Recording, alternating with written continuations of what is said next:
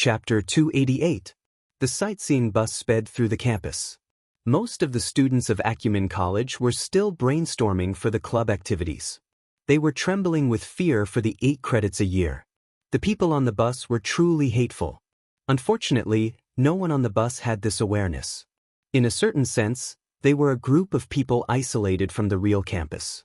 Shuelei sat in the front seat and chatted with Xie Junping about the party. He was a bit curious and nervous after entering a completely unfamiliar circle. Xie Junping was laughing and joking with him. He spoke half-truths and half-lies, playing around with him. Luonan sat in the back.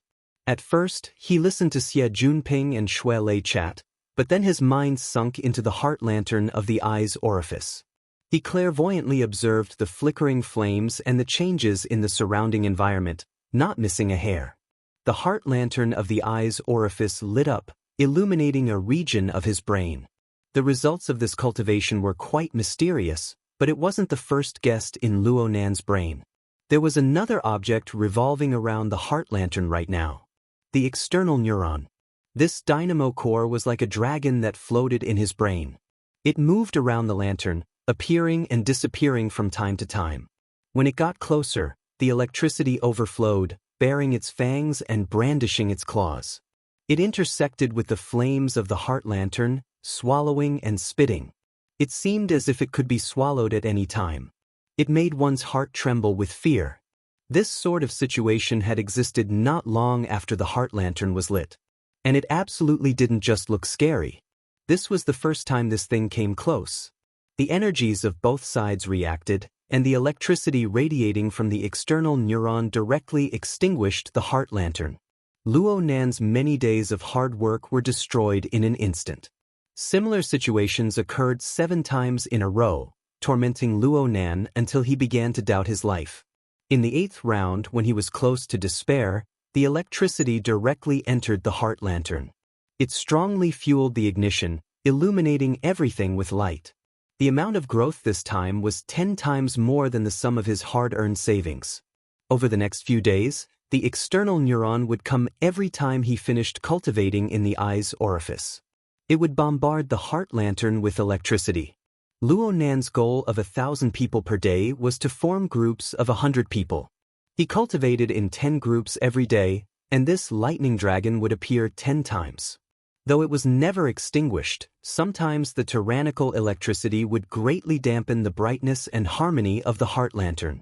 If Luonan hadn't strengthened it a few times in between, Luonan's progress would have been unsightly. It was for this reason that Luonan admired Shuelei. Luonan felt rather complex feelings toward Shuelei. Don't look at his current progress as being delightful. In fact, it's all over again and again. Should I look at it after cultivating tomorrow? Perhaps it would completely collapse. Luonan had been in the Daoguan for a few days. He had long since understood the heart lantern. The first few times the heart lamp was extinguished, it was fortunate that his cultivation was shallow and the backlash was not strong. It only took him 2 more days of effort. But now, if the heart lamp were to be extinguished once more, the damaged structure of his eyes and his mind and willpower would have to be restored. He would have to think about it for a year and a half. It was as if there was a bomb hidden in his brain that could explode at any time, and he was the one who put it in his brain. Luo Dong School. Through Luo Yang Academy, Chin and Star. He said. Lu. He thought for a moment, then added the word electricity after the word fire, followed by the word ice, before he finally gave up. After writing these words, he unconsciously sighed. It wasn't a good analogy to call a bomb. It would be more appropriate to call it an iceberg. They were all hidden beneath the surface of the water, waiting for people to crash into them.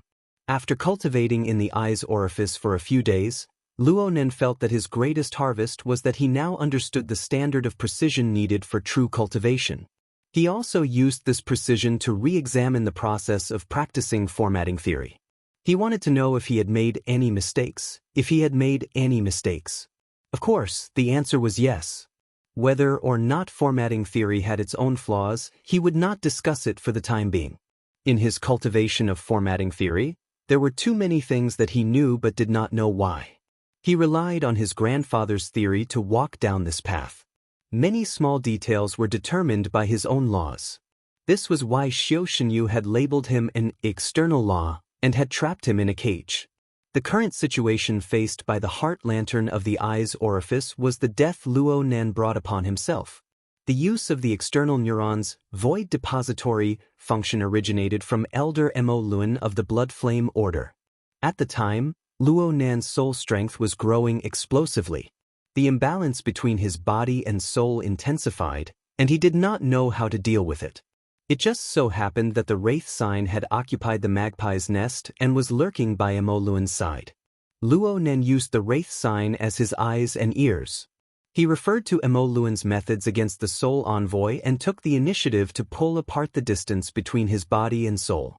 His soul and body seemed to be joined, but they weren't. This reduced the pressure on his fleshly body.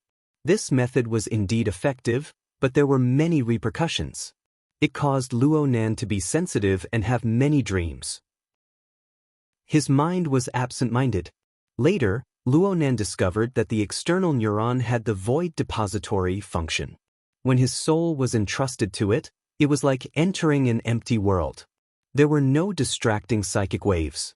Later, the Wraith sign hunted and created a disturbance. He relied on the external neuron to cushion the pressure, saving his life. Since then, Luo Nan had always entrusted his soul to the external neuron to reduce the pressure. He gradually grew accustomed to it. So it was more accurate to say that Luo Nan's body and soul had been lacking a fusion for a very long time. Most of his soul was entrusted to the external neuron. Even though this strange object was hidden in his brain, it was not an organ of his flesh and blood. There was still a layer separating the two. Xiao Shenyu said that the fleshly body was rejected by the external technique. When combined with reality, it was actually a barrier and conflict between the external neuron, which was the carrier of the soul, and the naturally existing fleshly body. This was the crux of the problem. At the very least, this was the case in the realm of understanding. This was where the matter came to a dead end. Luo Nan could control the external neuron, causing it to move to various parts of his brain. He could even drive it out. However, his frail fleshly body was far from being able to bear the heavy pressure of his soul body. He could not do without the void depository function. Moreover, in the end, he would need to transfer soul strength from the "my heart's a prison" format to refine it. The connection between the eye's orifice and it was inevitable. Especially after every refinement of the orifice, the eye's orifice would become nimble and harmonious, linking his body and soul. It was like the positive and negative charges in a rain cloud attracting each other. The situation of lightning bombarding the heart lantern was inevitable. This meant that every time Luo Nan practiced, he would have to face the dangerous test of entering a state of mental derangement. He failed the first 7 times, but he persevered through the next few dozen times. He even obtained some benefits. It looked like this business was feasible. However, the matter of cultivation required meticulous concentration. What they feared the most were ups and downs. Even if this kind of benefit was multiplied by 10 times, it would not be able to withstand the destructive blow brought by a moment of crisis. The problem is fatal, and having no one to help is even more fatal. Luo Nan did not open his eyes. He just used his fingertips to streak across the pages of the notebook, flipping them back and forth. The external neuron was a core, a secret that could easily be stripped away. He would not tell anyone about its existence. This led him to rely on himself. He pondered over his plans bit by bit. It had been 6 days since the first time the heart lantern was lit. He had dealt with 60 strikes of lightning. In the beginning, Luo Nan could not think of anything else. He could only do his utmost to strengthen the structure of the eye's orifice. He would rather greatly slow down his progress in order to stabilize the foundation of the heart lantern. He even referred to the configuration of Fairchild's shield of truth. He borrowed the half-formed eye's orifice, the fusion of body and soul. He spent a great deal of effort to fine-tune the microscopic structure of the eyes. It was for no other purpose than to seek stability. Though this method was stupid, the results were decent. Especially after repeated experiences a few dozen times, it was like the forging method of tempered steel in ancient times. Luo Nen forged and hammered again and again, causing the structure of the eye's orifice to become tough and solid. The ignited heart lantern emitted a mellow and pure intent. Only in this way was he able to block 53 strikes of lightning in a row and remain undefeated. However, Luo Nan still had a deep worry in his heart. This worry grew heavier and heavier as he pondered deeper and deeper into the phenomenon of the heart lantern being electrocuted. "Nanster, what are you thinking about?" Xie Juanping's deliberately raised voice finally entered Luo Nan's ears. Luo Nan was a bit startled. He half opened his eyes and looked forward. "What's wrong?" Shui Lei's complaint rang out at the same time. "Don't disturb him. Maybe he's cultivating." Xie Junping laughed. "The car is swaying back and forth. What kind of cultivation is he cultivating? Aren't you afraid of running amok?" Luo Nan was left speechless after being stabbed in the face.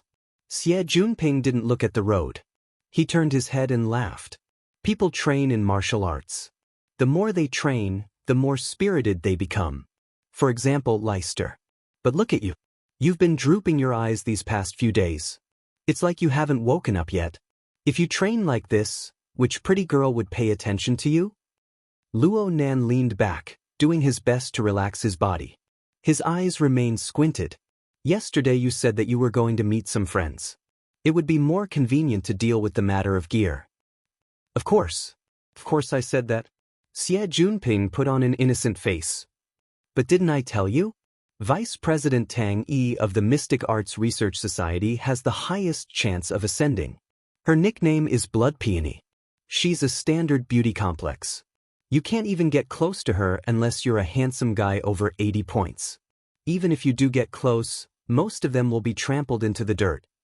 Right now you're relying on your Shota face. You're barely able to muddle along with being delicate and cute. If you don't pull yourself together, your future will be unpredictable." Luo Nen let out a long sigh. He simply closed his eyes completely. He was too lazy to say anything more. But at this time, the heart lantern burned in his brain. The flames burned brightly, but it lost its harmony. Clearly, the 60th electric shock had stuffed the heart lantern too full. Restoring the heart lantern to the eye's orifice would certainly form pressure on the incomplete structure. This was a situation that needed to be dealt with first. Luo Nan was used to this. He didn't open his eyes. His fingertips fumbled with the notebook, flipping it to the back. He found a flat piece of soft paper sandwiched between the pages. The paper was thin and a bit rough, but it was valuable. This was a paper talisman that Mr. Gao had personally made. It was quite extravagant for Luo Nan to use it for practice. He stroked the paper in his hand, recalling the techniques that Papercut had taught him. His fingertips moved, and he folded the paper talisman in a simple manner. He held it in his palm. His eyes could not see, but the heart lantern was focused. In his brain, the flames suddenly flared and then extinguished. In this instant, Luo Nan's hand that held the paper talisman felt as if it had been burned by an incorporeal flame. A burning pain pierced through him. His 5 fingers instinctively opened, and it seemed as if some ash impurities were leaking out from between his fingers. Then there was a very real feeling of impact. Luo Nan's 5 fingers closed once more. Only then did he open his eyes to look. There was no paper talisman at this time. All he saw was a paper man with all 4 limbs. It had a muddle-looking face, and it was about the size of a palm. It had collided with the inner edge of Luo Nan's thumb, and then it went limp. The open car frame sent a cool breeze over, and the paper man's hands and feet shook. There was no other reaction besides this. Chapter 289. My luck is pretty good. Luo Nan's gaze swept over the paper man's body a few times. He flipped the notebook to a blank page and placed the paper man inside. There were already 3 similar interlayers as he flipped through the pages. There were a total of 4 paper men hidden in the notebook, including this one. Some were bigger, some were smaller, but the material was the same. These paper men were created by Luo Nan when his eyes' orifices were overflowing and the pressure was overloaded. They were created to shift the pressure. There were 60 lightning strikes. Aside from the first 7 times the heart lantern was extinguished, There were also the broken and basically balanced rounds. There were a total of 25 times when the pressure had to be shifted. However, only 4 succeeded in the end. The success rate was only 16%. It was pitifully low. Even so, he had to record it down. Luo Nen opened the flexible e-ink screen and recorded the data. Basically, he treated the paper men as this week's homework. He was going to give them to Papercut to look over later. He felt that these paper men were quite different from the works he made when he first started learning. At the very least, the way they were cut was quite cool. Luo Nen put away his pen and blew away the ashes stuck between his fingers. He blinked his eyes, but he felt his eyes become a bit dry. He closed his eyes and looked within himself. He saw that the glow of the heart lantern was quite weak. It was even weaker than it was before he received the blessing. Luo Nen was not surprised. He was still a novice when it came to soul strength activation. He was far from being precise. He had clearly used too much strength this time. The consumption was too great. He wasn't in a hurry to recover because he would need to transport his soul strength out of the My Heart's a prison format if he did so. The external neuron might give him a fierce blow. It really wasn't worth it. He allowed the vitality of his body to naturally nourish and recover. Although it took a long time, it was stable. It could be said that he had a degree of relaxation. In the front seat of the sightseeing bus, Xie Junping spoke of the blood peony. He spoke of gear. He was still in high spirits. A woman as powerful as Tang Yi needs someone even more powerful to conquer her. Otherwise, she needs to do what she likes. Nanster, you really don't lose out. You can tell that she's a great beauty just by looking at her nickname. Today is the 25th. The 30th is Monday's gear auction. Time is tight, and the task is heavy. I can't drag this out any longer. Luo Nen raised his leg and kicked the front seat, giving Xie Junping a warning. Then he changed the topic to a normal direction. Do you have any idea of the base price for both sides?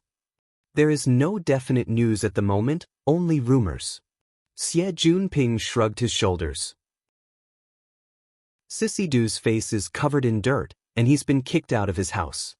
His connections in the society have been cut off by quite a bit. He only mentioned it briefly, saying that the backer behind the Mystic Arts Research Society wants to cooperate with the Construction Society. Cooperation? That's impossible, right? Luo Nen was quite surprised. Wasn't the Order of Justice behind the Mystic Arts Research Institute? Behind the Construction Society was the Rainbow Fund, which was equivalent to Quantum Corporation. What was the point of putting these two families together?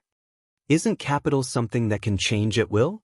However, it was rumored that the main reason was because the Mystic Arts Research Society had changed their financial backer.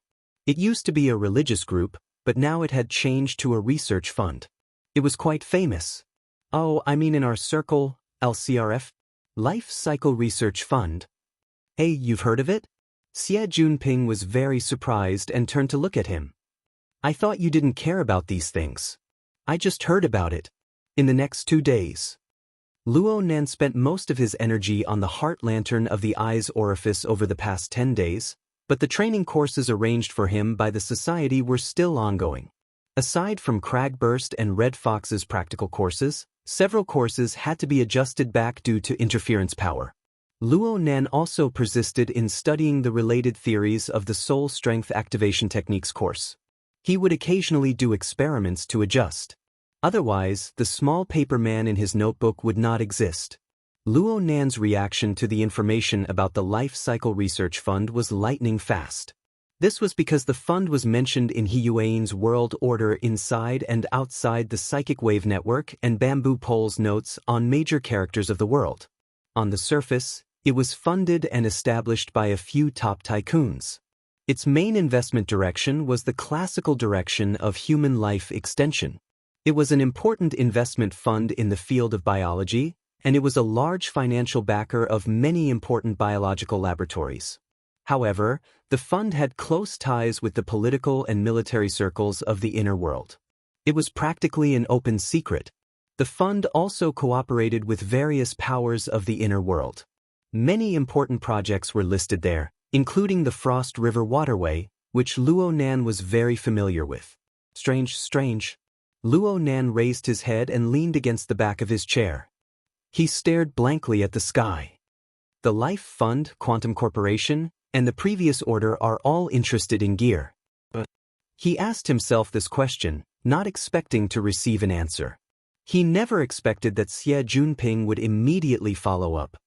Sissy Du said that gear's architectural structure is very suitable for carrying out mysterious rituals. In the past, the Order Club was also known as the Ritual Society by people in the circle. Acumen College's fraternity and sorority societies have held initiation ceremonies here several times. They even had drugged parties and the like. It's said that the effects here are much stronger than outside. Xie Junping had been speaking casually, but he turned his head and saw Luo Nan frown. He hurriedly stopped talking. But after a long while he couldn't help but say, "It's me. I also think it's a bit interesting. It's especially comfortable over there. My brain works fast and my eyes and ears are sharp. Also, sometimes I can see things even without opening my eyes. Transparent. Nanster, tell me, am I going to rush towards superpowers?" Luo Nan was speechless. He didn't know how to respond. Xie Junping's interest was piqued. "I didn't realize it before, but I've been interacting with Sissy Du these past few days. He's really an interesting fellow. His stomach is filled with goods, and the fields he's come into contact with are very diverse and very interesting. Oh right, are you two free on Sunday?" Sissy Du said that there's some Starry Sky Club that holds a mystic arts salon every Sunday. There are many people with abilities inside. It's very interesting. How about we go take a look? I don't understand anything about the mystic arts." Shui Lei responded awkwardly. His horizons had been greatly broadened during this time. His understanding of the inner world grew deeper and deeper. He was already pondering about joining the Wilderness Explorers Society. How could he possibly go to that completely unreliable so-called mystic arts salon? "Nanster? I've already contacted them on Sunday. I'm going to send them over for repair." Luo Nan also declined the invitation. And this was the truth. He really was going to the repair center. Xie Junping was a bit disappointed. "Then forget it. I wanted you guys to help me take a look." "Cough, I was just saying." Shui Lei turned to look at Luo Nan. His eyes probably said, "This bro doesn't know anything?" Luo Nan shook his head slightly. Xie Junping certainly knew that Luo Nan possessed a certain superpower. Xie Junping was quite reverent towards this, and he was also a bit curious. Luo Nan didn't take the initiative to talk about it. After all, there were differences in their circles. It was hard to understand without personal experience. It would only cause confusion in one's heart. But thinking deeper, Xie Junping had a place in the format pyramid. Xie Junping was a believer, even if he was a level 1 apprentice, and the strict rules of the format pyramid could still affect him. Luo Nan thought about his own hardships and felt that he really needed to carefully examine Xie Junping when he had the time. This was to prevent this friend of his from receiving any negative impacts. Now wasn't the best time to discuss this sort of thing. Luo Nan's thoughts spun and he thought of something else. He said to Shui Lei, "Did you bring that thing over?" The topic changed too quickly. Shui Lei didn't react for a time. "What?" "The mechanical device inside the Tai Chi ball. It needs to be repaired." Luo Nan was speechless toward Shui Lei. "I told you 2 days ago. Bamboo Pole introduced me to a very powerful mechanic. I brought it over. I brought it over." Shui Lei patted his head and reached his hand into his pocket. He felt empty, and this big guy could only laugh awkwardly. "I stuffed it into the locker this morning. I forgot to take it out. Should I go get it now?" "Forget it. You can give it to me tomorrow morning." Though Xie Junping didn't understand what the two were talking about, he looked all around and said, "Is the main locker room in the South 2 district? We're in the South 1 district. It's not that far. There's no harm in going over. Let's change hands early so that we don't forget tomorrow. Your memory has been like that for the past few days." "That's fine." Luo Nan and Shui Lei both agreed. But after a brief pause, Luo Nan found Xie Junping's words strange. "What's wrong with my memory?"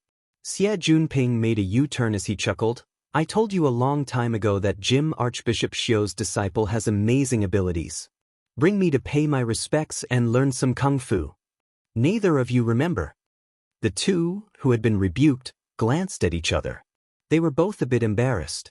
Actually, it wasn't that their memories were bad. It was just that after Shui Lei mentioned it, Xiu Shenyu had rejected him with a single word. There was no room for discussion. Xiu Shenyu's straightforward attitude made Luo Nen feel a bit overwhelmed by the favor. That's right. This was the feeling. Why did Gym Master Xiu agree to teach him kung fu so easily back then? The sightseeing bus stopped outside the main locker room amidst the stuttering responses of the two ability users. Shui Lei hurriedly got off the bus to retrieve the item.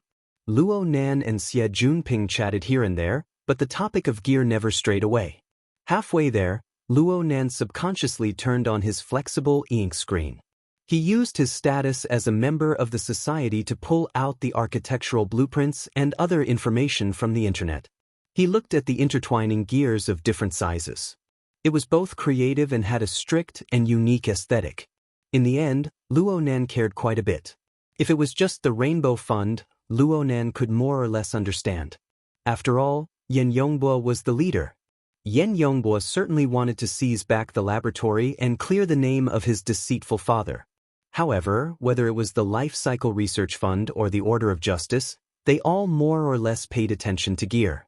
Was it just because of the mysterious ritual? Looking back, what was his mother's goal in designing and building gear? Was it just like the information said? Was it her graduation work, a pure architectural art? Was it that simple? Luo Nan looked at the image of a refreshing woman on the information file, and his mind was in a trance. He stared blankly, until Xie Junping snapped his fingers in a flirtatious manner and called out, "Beauty, a chance encounter is better than a chance encounter. Want to hitch a ride?" Luo Nan raised his head and saw a figure walk out from the main locker room. It wasn't Shui Lei. It was just as Xie Junping said. It was a beauty above average. Chapter 290. Hearing Xie Junping's roguish voice, the woman who just walked out of the hall raised her head. Her gaze was quite calm, and she even revealed a slight smile. "Hello, Head Xie." This simple greeting turned Xie Junping's attempt to strike up a conversation into nothingness. Luo Nen finally confirmed this person's identity. "Senior Sister Tian?" The woman turned to look at him, and her face revealed astonishment. "Junior Nan? Are you feeling better?" This calm woman was none other than Tian Si. Half a month ago, Luo Nan and the others had come to Frost River Reality because of her and Mo Chio, the third brother of the Mo family's get-together. Luo Nan caused such a huge commotion. Luo Nan didn't blame her. He just felt a bit emotional. Mo Chio and Tian Si seemed to see eye to eye at the time, but there was no news of them afterwards. Tian Si brought her displeased cousin to visit Luo Nan during the few days he was hospitalized. She didn't lack etiquette, and it gave people a good impression of her. From the perspective of a relative of the Mo family, it was quite a pity.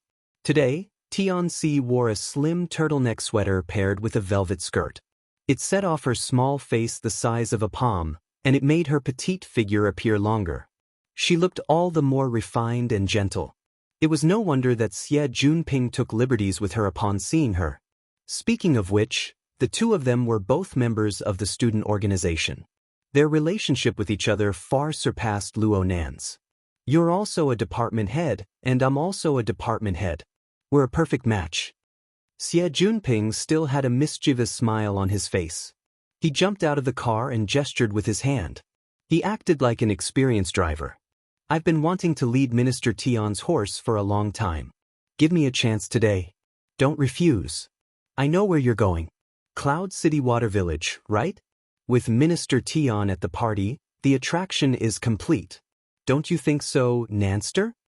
Luo Nan also jumped out of the car and glared at him. Xie Junping was still a bit afraid of him. His neck instinctively shrunk back. Tian Si smiled faintly. "I'm just going to make up the numbers. Don't overestimate me, Master Xie."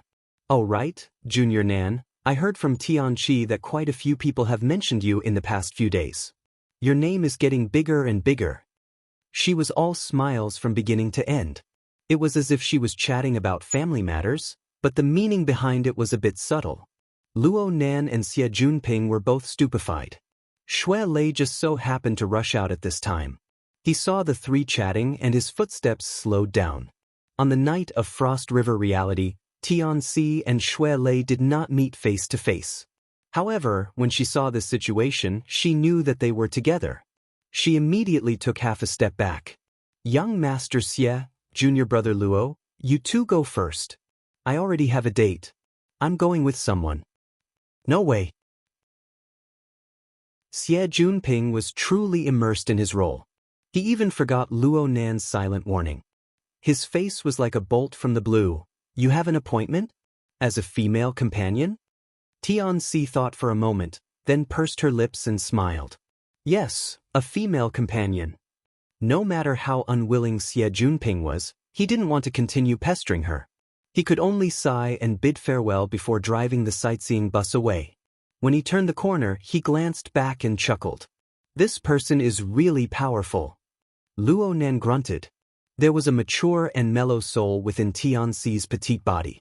Xie Junping's eyes weren't bad. But this fellow couldn't keep up his airs.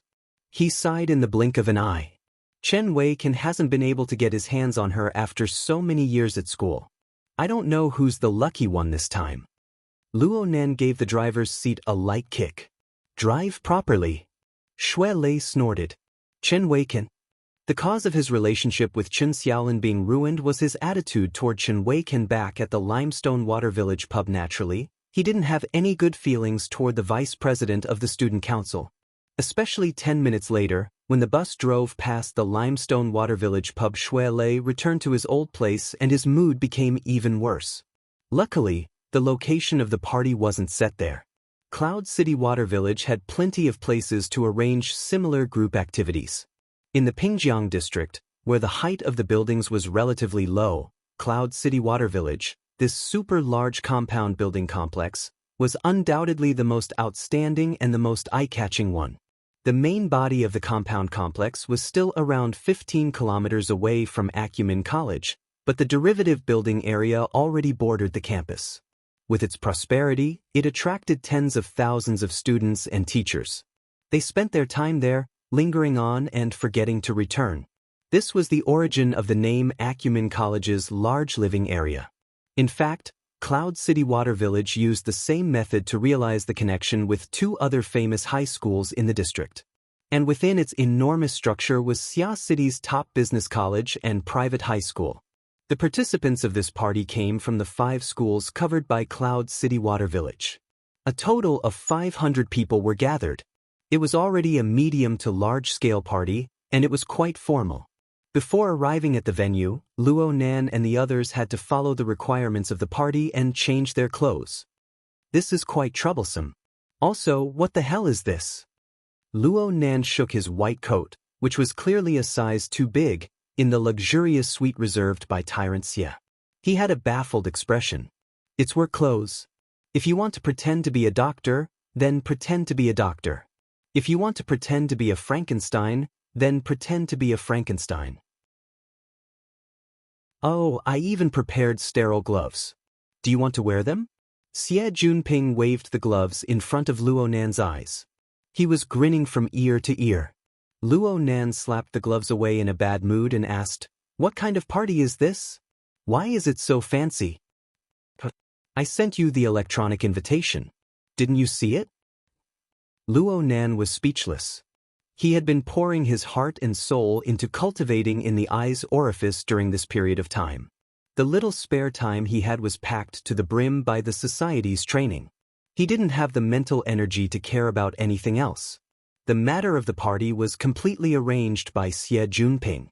Right now, the electronic invitation was still in an unread state in his inbox. Xie Junping chuckled, "Then do it at the last minute. It's written very clearly on it. If you don't read it, don't blame me if you make a fool of yourself later." Luo Nan rolled his eyes and immediately opened the invitation from his wristband. Sure enough, the introduction was very clear. This party was of the role-playing type. Every participant had to prepare attire for a profession in society.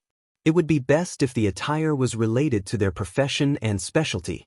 There were thousands of professions in society, but there were far fewer who had the corresponding attire with distinct characteristics. There would certainly be repetitions. The theme of today's party was called Mutual Appreciation. The invitation said that there would be interactions between people of the same profession who were role-playing. The wording was mysterious and not too serious. Luo Nan scratched his head when he saw this. He had been a nerd for many years.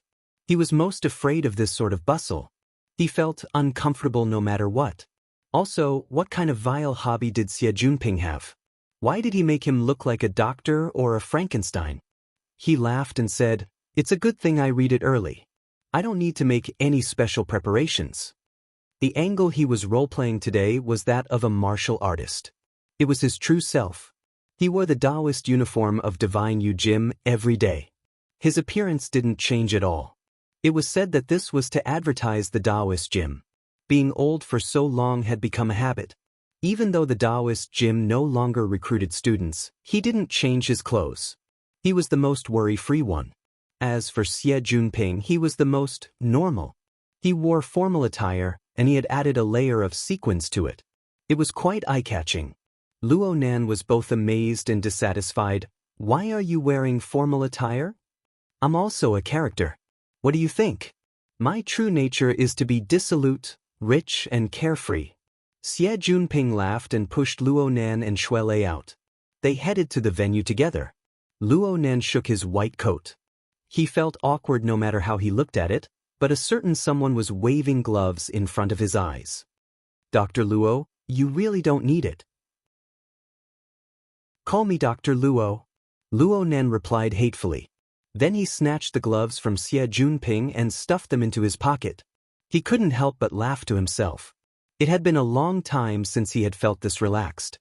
They were currently in the Ocean Sky Cloud City building.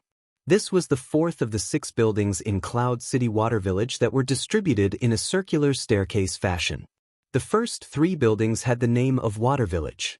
Starting from this building, the 2 words Cloud City were hung in the building's name. The building's height rose correspondingly. Of course, the prices of the various services were the same. Shuelei grimaced at the exquisite and luxurious furnishings along the way as he walked on the road to the party venue. A cold and gorgeous deep blue light assaulted his face the instant he stepped into the main venue. He exclaimed in surprise, "Good heavens! My goodness, this is the Crystal Palace?" The first impression that the main venue gave people was that of rippling waves. The enormous amount of seawater was sealed by a transparent crystal wall. Under the illumination of the lights, it presented the near-perfect texture of the ocean as one would expect. Actually, this scene could be seen in any modern marine park or underwater world.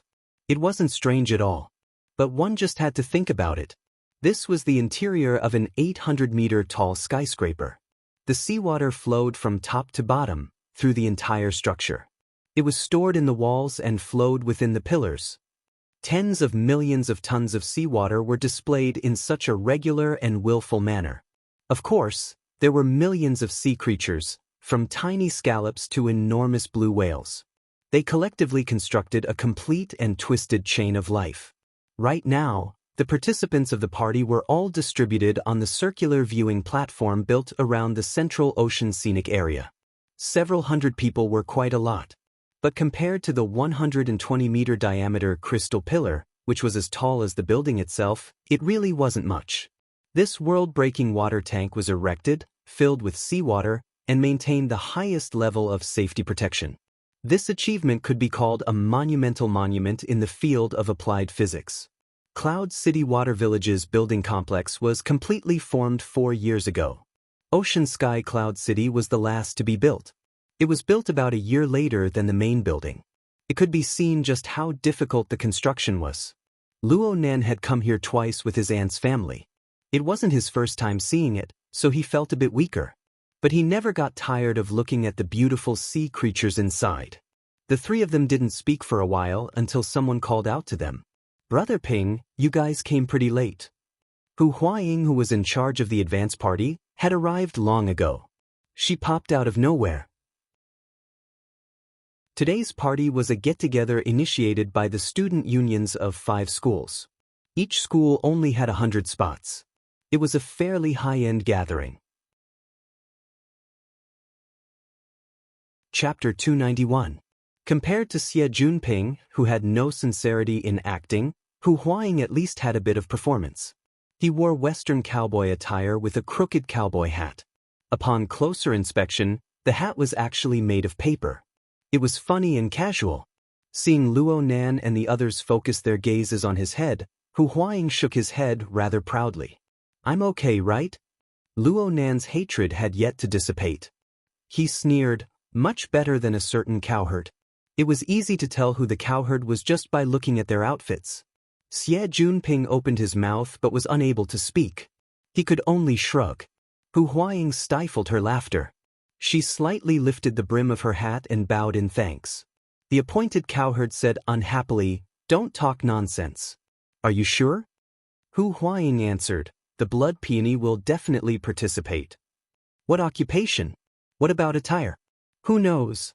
Just look at her height. She's a 185-centimeter beauty. Wouldn't she stand out like a crane in a flock of chickens?" The 2 members of the student council discussed the details. Xue Lei turned to ask the more trustworthy person, "Nanster?" Luo Nan shook his head slightly. His face faced the central crystal pillar. He was a bit lost in thought. Luo Nan was an expert among experts when it came to finding people. He slightly released his mental senses and swept across the 3 levels of the platform. However, he didn't find the person described by Hu Huaying. Instead, there was a clear feeling of obstruction when his soul strength cut through the crystal pillar. He changed frequency 6 or 7 times in a row before finding the right method to send the psychic waves into the sealed seawater. Aside from this, there were no abnormalities. Luo Nan first cursed himself for being stupid. It was impossible for the blood peony to be hidden in the seawater. Why did he do such a meaningless thing? But his thoughts moved again and he suddenly realized something. This crystal wall could actually isolate a considerable portion of the psychic wave transmission. The material? No, there were traces of mutual interference between the mental and material planes. It was more like a blessing. A blessing? Luo Nan raised his head and looked up. He couldn't see the top of the crystal pillar. He looked down and couldn't see the bottom either. A blessing with this volume? His chain of logic collapsed just like that. Xie Junping mumbled to the side, "It shouldn't be here yet." "Then let's wait a bit longer. And we can't make it too obvious. We have to be a bit more natural. That person isn't easy to deal with." Hu Huaying also said, "It's strange. Tang Yi will graduate next year. She doesn't seem to be preparing to continue her studies. What can he do by taking over the president's position? No one can guess that person's thoughts. If you could guess it, why would you need to come looking for me?" Tidying up his sequin suit, Xie Junping sighed. "If we can't find him, then let's not look for him. It might not be reasonable to deal with him directly. Let's use a roundabout way to save the country. Let's go find the master first and use him as a middleman." Xue Lei didn't understand. What's the host of the 5 schools fellowship? Somebody has to provide the space. In Ocean Sky Cloud City, the Yao family is a major shareholder. Their family's 4th young master, Yao Feng, is in Cloud City's business school. Today, he booked the entire 3rd level of the platform. Xie Junping explained a few words, then grinned and said, "The Yao family used to be on the road, and they also traveled by sea. Their hands are quite unscrupulous, but Yao Feng is a good person. What's even better is that his family seems to be related to Tang Yi." "You have a stake in it, right?" Hu Huaying corrected. There's even a rumor that he's a mistress of his grandfather. Anyway, he has a bit of a friendship with him." Xie Junping's voice lowered a bit. It was more or less taboo. He immediately shifted his gaze to a different angle. "I say that the key lies with Leicester this time." Xue Lei blinked his eyes and pointed at his own nose. "That's you." Xie Junping reached out and wrapped his arm around Xue Lei's thick shoulders. He gave Xue Lei face to face and said, "Yao Feng is a very fanatical fighter. Of course he has high standards but low ability. But when we talk about some professional stuff, the results will certainly be quite good. Hu Huaying added, Tang Yi is a fighter herself. Many people say this. Xie Junping made the decision. So today we'll start with martial arts. Leister, we're relying on you. This is fine. How about we stop talking about it? Xue Lei was far more cheerful than Luo Nan, but the two brothers were more or less the same when it came to dealing with people. Xue Lei thought of the burden on his shoulders and felt a bit apprehensive for a time. Xie Junping never expected that this big and tall brother would actually want to run away at the last minute. He was exasperated at Xue Lei's failure to meet his expectations. What the hell are you nervous about? This is a social party. It's actually very simple on the student level. It's nothing more than finding an excuse to relax. The venue, the drinks, the beauties, the handsome men, and the unspeakable things. Are you afraid that Tang Yi will take a fancy to you? So what if she takes a fancy to you? Don't tell me you're training in the virgin arts? You're the one who's training in the virgin arts. Xue Lei's voice rose by a notch, but then he felt weak. You guys are all playing this crazy? Everyone has their own choices. Only by participating in these kinds of activities can you find your position. You know who you can cooperate with in the future. You know who you can use. You know who you can sell. You know who you need to hide far away. Xie Junping was deep in thought. He looked at Xue Lei's expression and spat out a mouthful of spittle. You really believe that? A bunch of students. Students? Who doesn't play a little bit first? If you don't like it, then you fight. If you do like it, then you fight. If you do like it, then you make friends. Everything is easy to talk about. Besides, we're just preparing for a rainy day. We don't need to look at Tang Yi's mood. We're just giving her face. Let's go. Xie Junping dragged Xue Lei along as the group walked in circles around the viewing platform.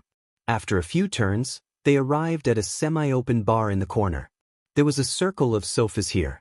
There were no lights. Only a faint blue glow spilled out from the world's #1 cylindrical water tank. 7 people sat on the sofa. 4 men and 3 women. I found the main character. Xie Junping spoke in a low voice. Then he strode forward to the outside of the circular sofa. He slapped the back of the sofa, scaring the person closest to him. When he turned his head to look, he laughed and cursed. This was how they got into a conversation. Luo Nan naturally used his mental senses to distinguish them due to the dusky lighting and the fact that he was cultivating in the eye's orifice.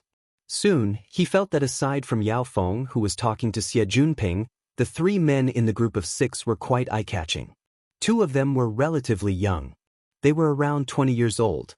There was another person who was a bit older. He was around 30 years old. This age was already beyond the norm for this party.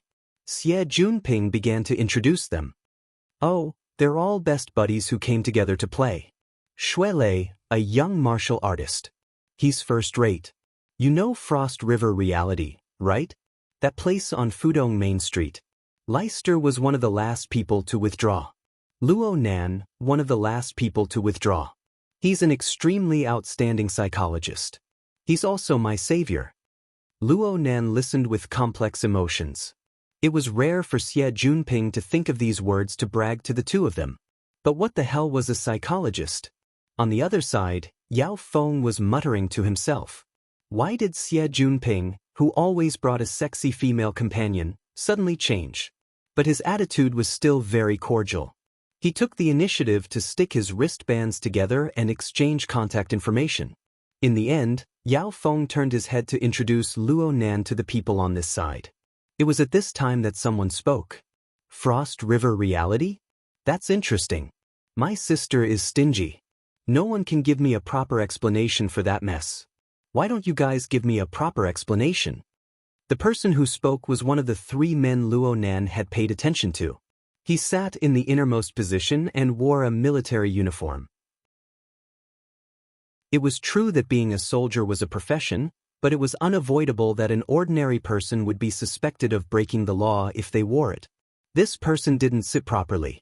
His arms were resting on the back of the sofa, taking up quite a bit of space. He had a sloppy appearance. Xie Junping was displeased to see such a tone. He had always been the one to display it for others to see. When had he ever enjoyed it himself? Xie Junping could feel the arrogance in the other's words. His heart became angry, but Hu Huaying lightly tapped him in the ribs. There was also Yao Feng. He used the dusky lighting to fiercely signal Xie Junping with his eyes. Xie Junping didn't drink alcohol or take drugs. His mind was still clear. His heart skipped a beat. He swallowed the words that were at the tip of his tongue. Yao Feng seized the moment of silence and rushed to introduce him. Come. Let's get to know each other first. I'll introduce you guys. He Donglu. The soldier inside raised his hand. It was as if he was signing up. His voice was cheerful. He's just an outsider. He came to join in the fun. Xie Junping's mind spun in a circle. He really didn't know where this immortal came from. However, this person didn't look deep. Xie Junping could roughly guess his temperament. He was a silk pants. A big silk pants. Like repels like. Xie Junping just couldn't find this fellow pleasing to the eye. At this time, Hu Huaying moved closer and whispered into his ear. Empty sky he. It was only 3 words, but the meaning behind them was truly terrifying. Xie Junping screamed in his mind, "Fuck me." He immediately admitted defeat. He was worried that Luo Nan and Xue Lei wouldn't be able to handle the situation well. He rushed to put on a sea-style attitude and laughed. What outsider? There are no outsiders here. We'll get to know each other from here. My surname is Xie Junping. I'm just a bored idler. His finger streaked across Luo Nan and Xue Lei before landing on Hu Huaying. I've introduced these two. There's also my other best friend, Hu Huaying, who old third. He's a large farm owner. I feel that his family's farm will be opened into the wilderness sooner or later. Xie Junping wanted to blur the focus and skip the problem of Frost River reality. Yao Feng was very cooperative. He said with a beaming smile, "Third's family raises cattle. My family raises fish. We're all friends of the older generation." Hu Huaying raised her paper hat in greeting.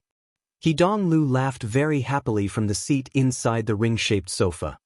It really is a coincidence. We can all match up. We also have a martial artist here. We also have an old driver. How would a doctor and a driver match up? This bro's train of thought was too jumpy. The group of people were a bit stupefied. Yao Feng was the first to recover. He hurriedly changed the topic. Let me introduce you. This is Feng Jiajun, Instructor Feng.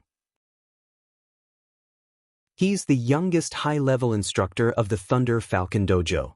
He should be in the same circle as Xue Lei. It's a good opportunity to get closer. We'll interact in a bit. Maybe we'll even work together. Feng Jiajun was only in his early 20s. He was older than Xue Lei by 5 or 6 years, but he was already very young. Compared to Xue Lei, he was a bit thinner and a bit more handsome. He was the type that was very popular with girls. Xue Lei? He should be a rising star in the circle.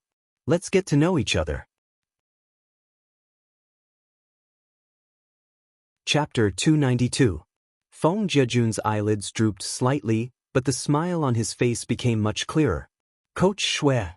Xue Lei said modestly, "Not at all. I'm at most an assistant instructor in the dojo. I haven't finished my apprenticeship yet." Is that so? Which dojo is it? Xue Lei wouldn't let go of any opportunity to make the dojo famous. He immediately enunciated clearly, River Wu District, Divine Yu Dojo. The dojo master's family is surnamed Xiu? Feng Jiajun grinned, revealing a mouthful of white teeth. I've heard a lot about you. Xue Lei was startled and then delighted. Coach Feng, you know our dojo master? Of course I know him. He's a divine fish after all.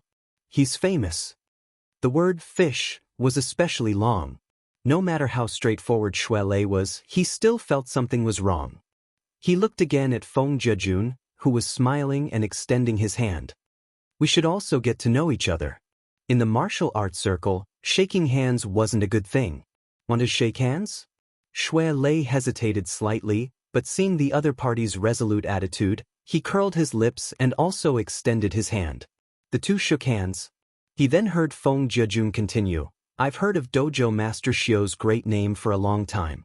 After all, it's rare to see someone who can open a fish dojo in Bashan building for 10 years. It's said that he'll be moving soon. Feng Jiajun wanted to display his relaxed attitude and speak fluently, but at the last moment, he suddenly choked. Xue Lei raised his thick eyebrows. A teeth-numbing screeching sound came from where the two shook hands. Then there was a light explosion, like a slightly deflated balloon being burst. At this moment, Feng Jiajun's palm was like a spirit snake. He withdrew from Xue Lei's 5 fingers, but his body unconsciously leaned back, stiffening for a moment before straightening again. He lowered his head to look at his own palm. His expression darkened, and the corner of his mouth twitched before recovering his smile. Your strength is polished quite well. Enemies meet on a narrow road? He Donglu sat up a bit and withdrew his arm from the back of the sofa. His palms banged against his abdomen, and he even rubbed them a couple of times. He had the attitude of watching a good show. What you said wasn't wrong, but was it really good to say it directly? Even Xie Junping had to concede defeat to He Donglu's silk pants ability. He thought to himself, if I don't drink and take pills, I'm afraid I won't be able to beat him. Yao Feng felt that he had suffered an unexpected disaster, but he couldn't vent his anger.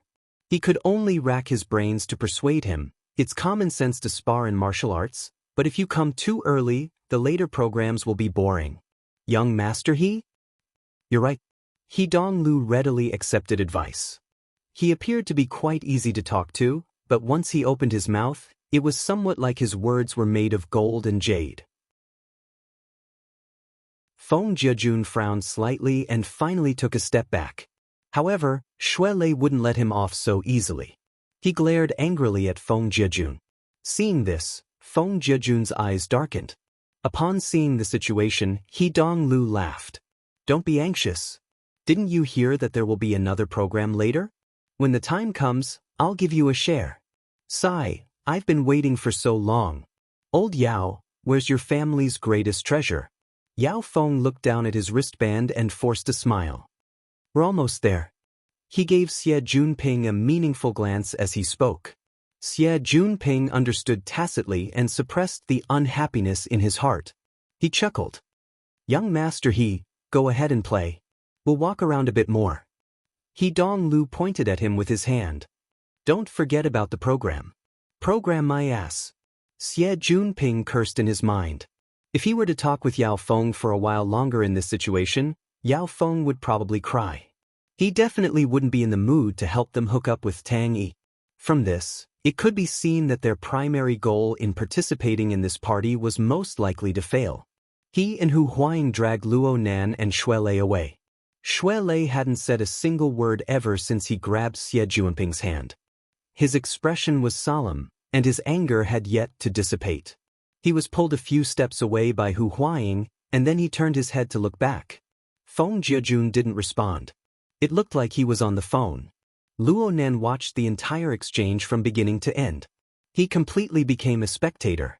Whether it was smart or clumsy, the way these second generations dealt with each other was not his domain of expertise. He had no interest whatsoever. Only Feng Jiajun's matter was baffling. It even involved Xiao Shenyu and his Daoguan. Luo Nan had no choice but to worry. His thoughts stirred slightly, and Feng Jiajun's words from a dozen meters away, including the general response from the other side, were all captured by his mental senses and transmitted back to him. Xue Lei's expression was still quite ugly. He found it hard to calm his anger. This Feng fellow is really baffling. Did our Daoguan provoke him? Is Bashan manner a hindrance to him?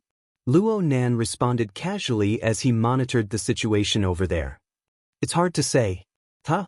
You're saying? Xue Lei wasn't stupid. Once he confirmed the key elements, he followed the vines to the melon. He soon pulled out a chain of clues. The meaning behind this Feng fellow's words is that he's jealous that our Daoguan is at Bashan building? The Thunder Falcon Dojo is a big business. It wouldn't go so far as to... Could it be that he lost a bet back then and wants to get back at us? That's about it. Luo Nan remembered Xue Lei mentioning something. Back when Xiao Shenyu settled down in Xia City, he made a bet with someone and won the right to use the Daoguan's grounds for 10 years. Feng Jiajun had mentioned words like 10 years and moving away when he was talking to Shuelei. Luo Nan compared this to the information revealed in the conversation, and the situation became clearer. Shuelei spat. The Daoguan is about to move away before coming. What were you doing 10 years ago? This won't do. Nanster, I'm going to make a call. Contact the gym master? Yes.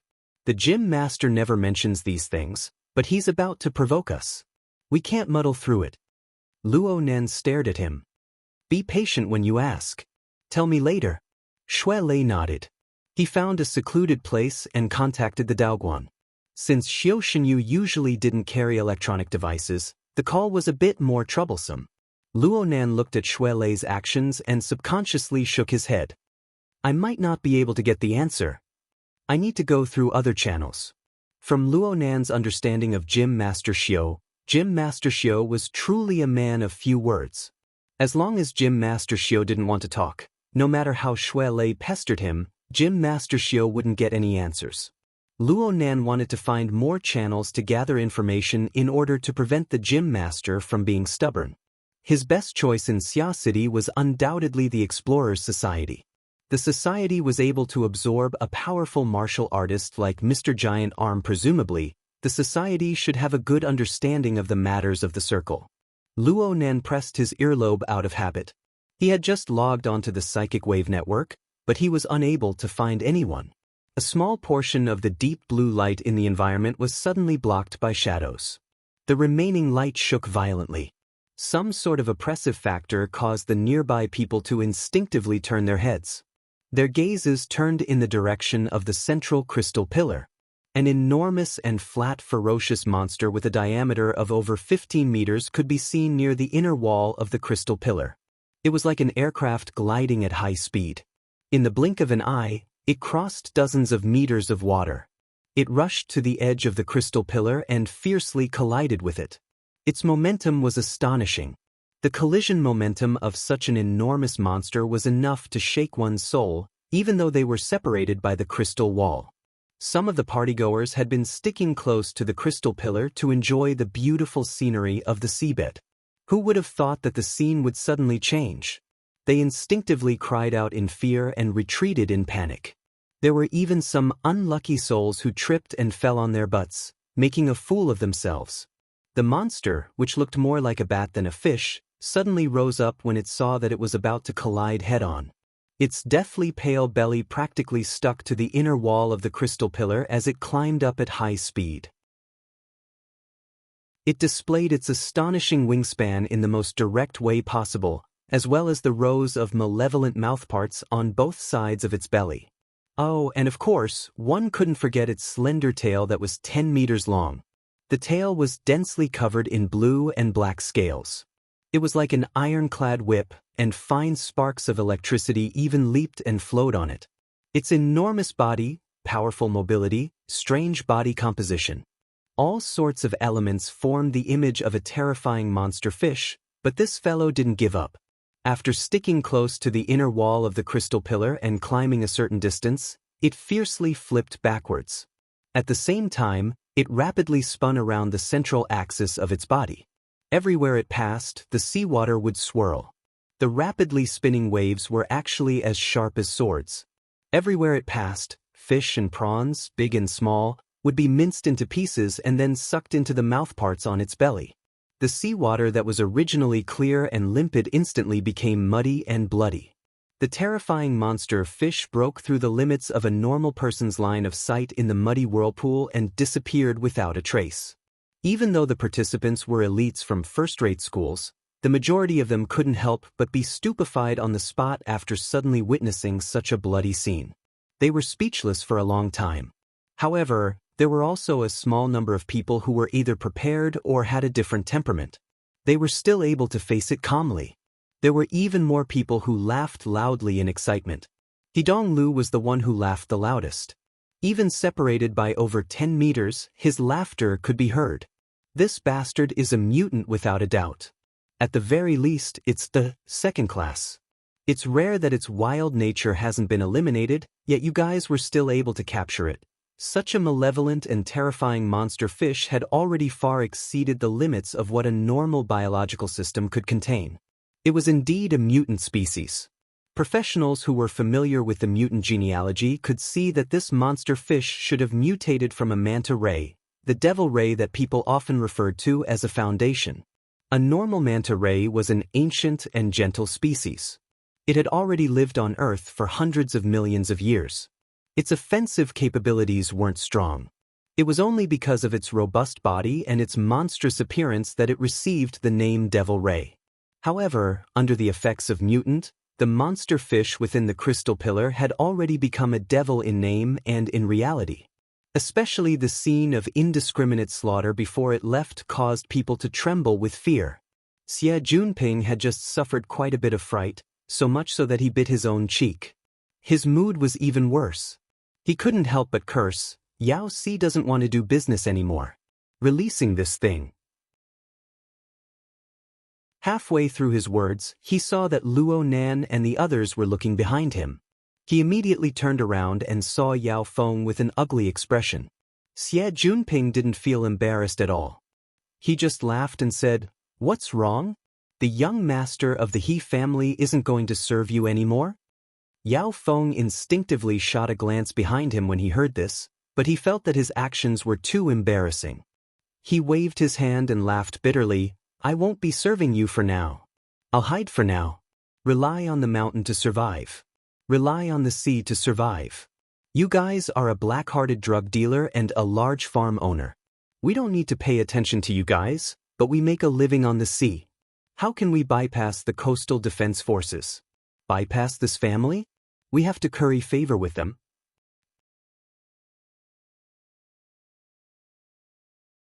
Chapter 293. Oh, which one? Luo Nan's mind turned, but he saw a number he had never seen before. He was inevitably surprised. Just as he was about to answer the call, he suddenly felt that something was wrong. He switched to the settings interface, and sure enough, he had already set the restricted communication mode. In this mode, other than the people he had added to his contact list, no one else could communicate with him. They could only leave messages. The reason for this was Hiyuan's suggestion. It was said that it could minimize distractions and focus on cultivation. So the question was, how did this number get in? Luo Nan was also curious as to who was talking to him. He was just about to connect when the other party's communication request was cut off. He waited for a while, but there was no follow-up. When he called back, the system showed, "Contact is limited, please leave a message." Alright, what's with this kind of low-level malfunction? It had been more than 10 days, and the debugging of the psychic wave network still hadn't ended? Luo Nan shook his head and cast this matter aside for now. He shifted the focus of his attention back to Divine Yu Jim. Obviously, Luo Nan needed to find people in the circle to understand the grudges and grievances of the martial artists circle in Xia City. But Luo Nan filtered through the people he knew in the society, and he only remembered Giant Arm. It was still a situation where he knew the other party, but the other party might not know him. Then he could only find someone close to him. Cragburst seemed to be the most suitable. That person came from the military, but he was one of the top 10 powerhouses in Xia City in terms of physical strength. He also had a lively temperament. He should have a common language with the martial artist circle. Luo Nan organized his words in his mind and sent a communication request to Cragburst. Unexpectedly, the system was still as cold as ever. The other party's communication is restricted. Please leave a message. Luo Nan could conclude that there was indeed a problem with the psychic wave network. He couldn't help but scratch his head. He was used to the convenience of the psychic wave network, and the members of the association would rarely record their wristband communication numbers, and he was no exception. Now, he had lost contact with all of them. He could only wait. At this time, the second generations were still hurting each other. Yao Feng poured out a pile of grievances, but Xie Junping was completely uninterested. He only asked what he was concerned about. "Hey, that's a mutant. You placed it here. Don't tell me you messed around with Ocean Sky Cloud City and then bought it from other shareholders at a low price. Hey, you can't talk nonsense about this kind of thing." Yao Feng's face turned green. He wished he could cover Xie Junping's mouth. Unfortunately, he couldn't cover it up. He could only grit his teeth and explain, "It's a client. He's also a distant relative of my mother's. He loves collecting mutants and was willing to spend a lot of money to order one. It wasn't easy to get it for him, but who knew that he would die from overexcitement while watching the underground boxing match? It's not suitable to put it back in the sea, so I can only leave it here. I've been having a headache these past few days because of this thing." Who are you trying to fool? Xie Junping wasn't fooled. In your Yao family, it's not easy to find cooking utensils, and there are ponds all over the place for fish. Is there a need to place them here to spoil the simulated ecosphere that you've painstakingly built? This is all business. Hey, Yao Si, are you sure you don't have any way to make money that you want to share? Xie Junping giggled mischievously as he held onto Yao Feng's shoulder. He stole a wink at Luo Nan. Since Yao Feng took the initiative to deliver himself to Luo Nan, there was absolutely no reason to let him go. This time, Xie Junping was going to keep a close eye on this predetermined middleman. He was going to establish a connection with Tang Yi through him, and Hu Huaying was on the sidelines. The two cooperated with great rapport. Luo Nan could only watch from the sidelines. He stayed for a long time and listened to all the twists and turns. He felt that it was quite boring, and Xue Lei was still on the phone with the Daoguan. His feet were pacing endlessly. It seemed that things weren't going too smoothly. Luo Nan stood silently for a moment, then his gaze turned to the simulated marine ecosystem behind him, which had just experienced an attack. After the monster fish wreaked havoc on this side, it fled into the depths of the crystal pillar. It had long since disappeared without a trace. However, even though a considerable amount of time had passed, the monster fish's power still lingered. Many schools of fish that were swimming leisurely were intimidated by an incorporeal pressure when they approached this area. They scattered and fled one after another. Beautiful purples and reds blossomed within the deep blue light. There was a different kind of marvelous beauty to it. Luo Nan calmly watched these chaotic schools of fish. Light swirled in his eyes, but he didn't open his eyes orifice to cultivate. He just did a few rough experiences. His feet slowly moved with the school of fish during this process. He was already quite a distance away from Xie Junping and the others by the time he came to his senses. He didn't care. In any case, he was communicating with Yao Feng right now. It wasn't his turn to appear. And as long as he wanted to, the entire party area was within the range of his clairvoyance. He wouldn't get lost. He tried to communicate with the psychic wave network, but it still hadn't recovered. He didn't think too much about it. He strolled forward along the viewing platform, stopping every now and then. His eyes observed the school of fish, and his mental senses went in and out. 2 different domains, 2 different modes. They were different, but because the sources of information overlapped, they displayed a marvelous corresponding relationship. Luo Nan walked halfway. The information on the mental plane and the material plane corresponded with each other, naturally triggering mutual interference. The magnitude of the interference was extremely small. It was perhaps 1,000 times weaker than the amount of soul strength transferred from the formatting barrier.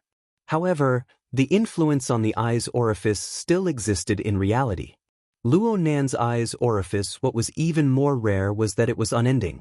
It had the wonderful effect of silently moistening things. The recovery speed of the water level of the eye's orifice also slowly increased. Luo Nan savored the subtleties within in detail. He was absent-minded for a time. This is a good thing, right? He stopped moving. He had a feeling of unease. Luo Nan suddenly sensed something at this very moment. Though the thoughts and emotions in his mind were still a mess, his body moved according to his senses. He dodged slightly to the side, missing by a hair's breadth, perfectly dodging the petite figure behind him with her head lowered. However, the notebook that was stuck between his elbows was caught by something and fell to the ground. The page spread open, revealing the lines that had been scribbled on it. Only a rough outline could be seen. "Oh, I'm sorry." The girl who had nearly caused a rear-end accident apologized. She combed her long hair and bent over to pick up the notebook that had fallen to the ground. Her fingertips touched the page of the notebook when she suddenly realized something. She raised her head in astonishment. "Junior Nan, Luo Nan grunted and responded, "Senior Sister Tion. What a coincidence." The person who brushed shoulders with Luo Nan was none other than Tion Si.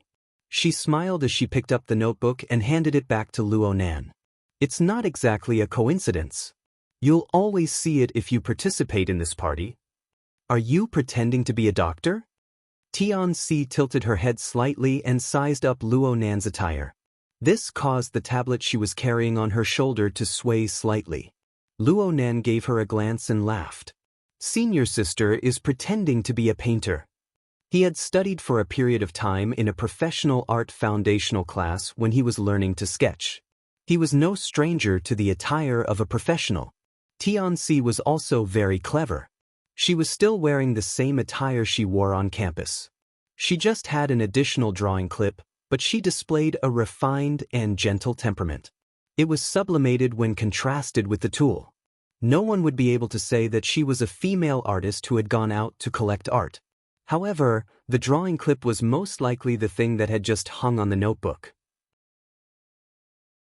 Tion Si replied with a smile, "I've always been in the Design Institute. Although I'm currently focused on industrial design, I did pursue some art in my early years. How is it? Not bad?" "It's a good match." Luo Nan's words came from the bottom of his heart, but he had no intention of starting a conversation. He was currently in a restless state of mind. He said a few words out of courtesy and wanted to leave. Tion Si pursed her lips into a smile. She had the posture of having a long conversation. Junior brother Luo's attire is a bit strange. Luo Nan couldn't just ignore her words.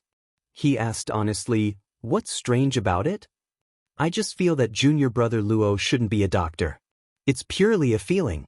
Tion Si's fingers playfully drew 2 circles around her temples. Then she pointed at the notebook that had just been delivered to Luo Nan's crook. "There's also this tool. It's a bit out of place." Luo Nan simply answered, "I carry it with me. I'm used to it." Luo Nan felt that it was truly strange for Tion Si to blurt out such meaningless words. The relationship between the two was superficial.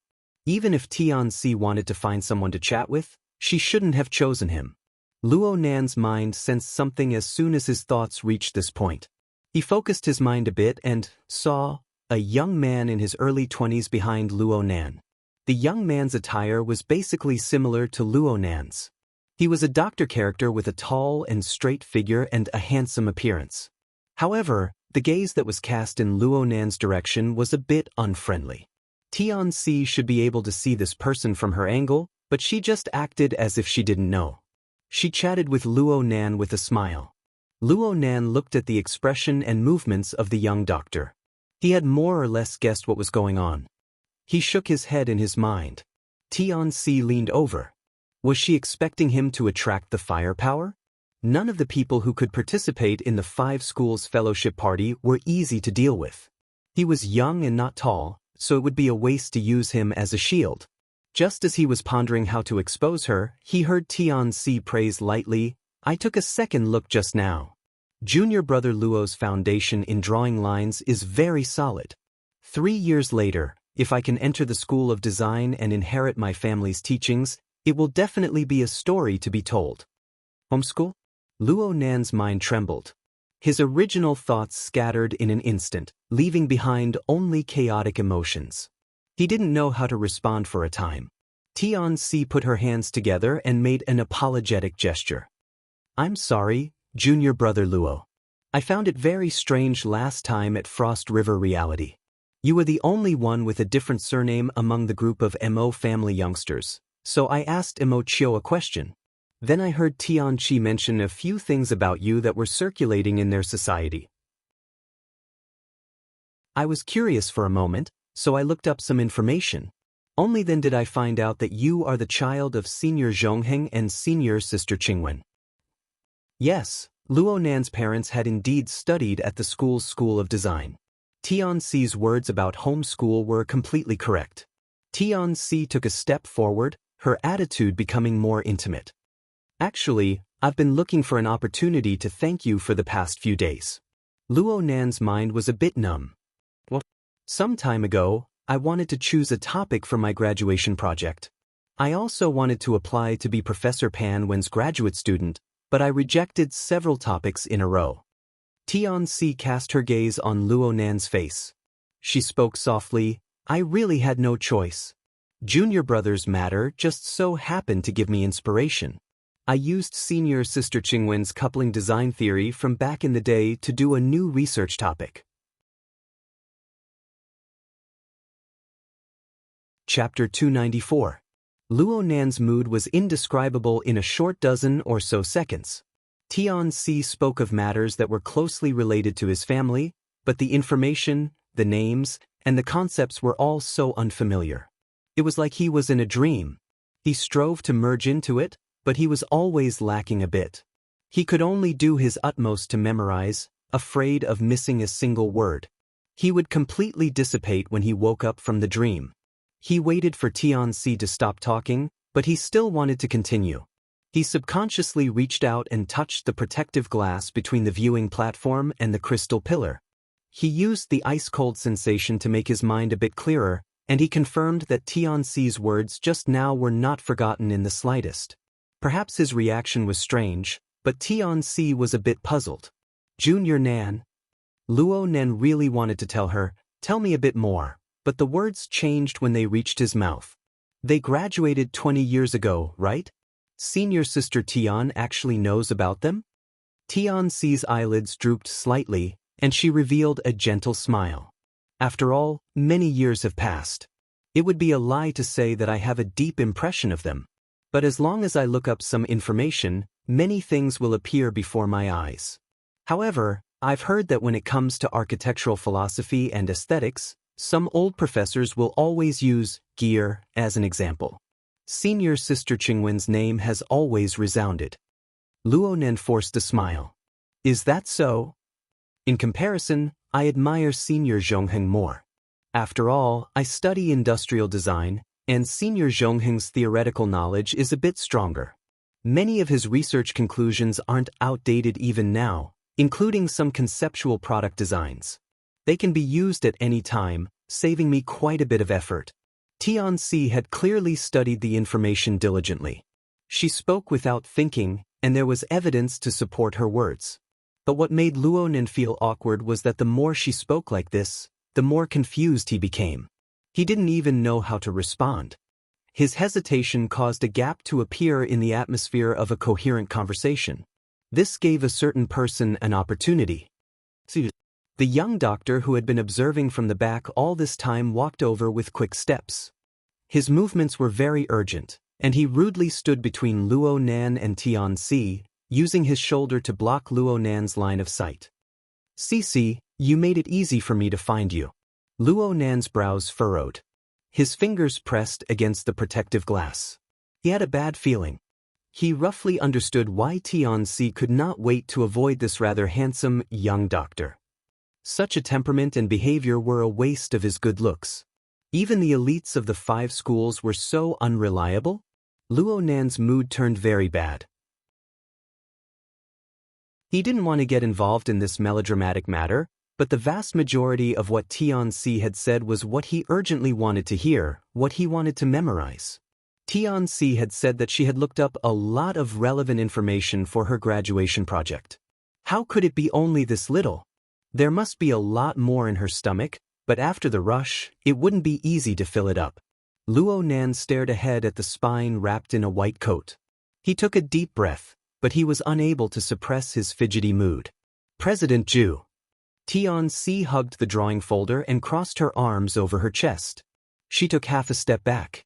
Her body language was very distant, and she didn't even pretend to speak. Based on her usual smooth style, this performance was about to reach her limit. Unfortunately, President Zhu didn't sense this at all. Or perhaps he did sense it, but he didn't care. His body leaned forward, once again closing the distance between him and Tian-si. He used the tone of a host to speak. Cici, the party is about to officially begin. I solemnly invite you to pair up with me. Tian-si really couldn't take it anymore. She took another step back and stuck half of her body out. She extended her hand toward Luo Nan, forcefully diverting President Zhu's attention. Let me introduce you guys. This is President Zhu Maoxuan of the Cloud City Business School's Elite Society. This is my junior, Luo Nan. Zhu Maoxuan was very dissatisfied with Tianxi's body language, and he didn't like Luo Nan at all. Well, he was already in a bad mood when he saw Luo Nan and Tianxi conversing and laughing 2 minutes ago. He had long since decided on a plan in his mind. Bullying juniors was no pressure for him. They were rookies after all. Rookies were meant to be bullied. Zhu Maoxuan was pondering over how to give the little boy in front of him, who had yet to shed his fetal hair, a deep impression.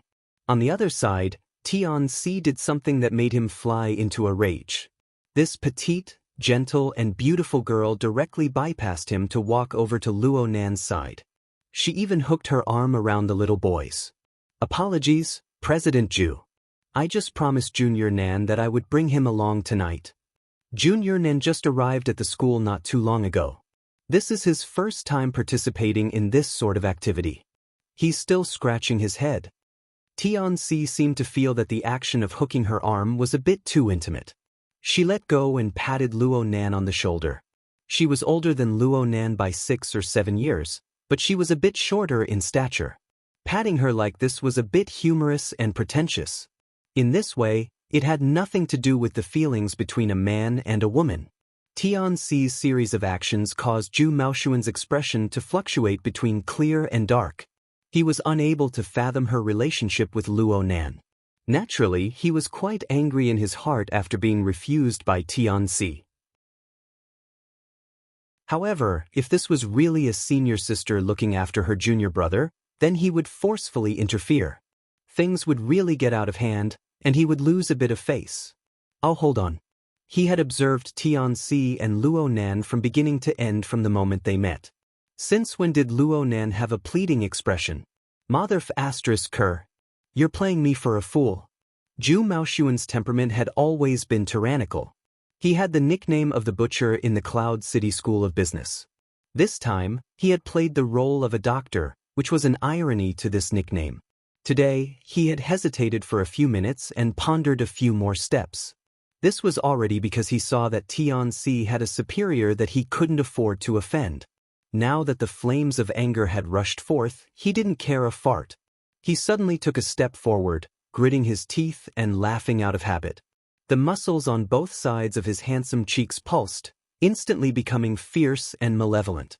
At the same time, he grabbed the collar of Luo Nan's white coat.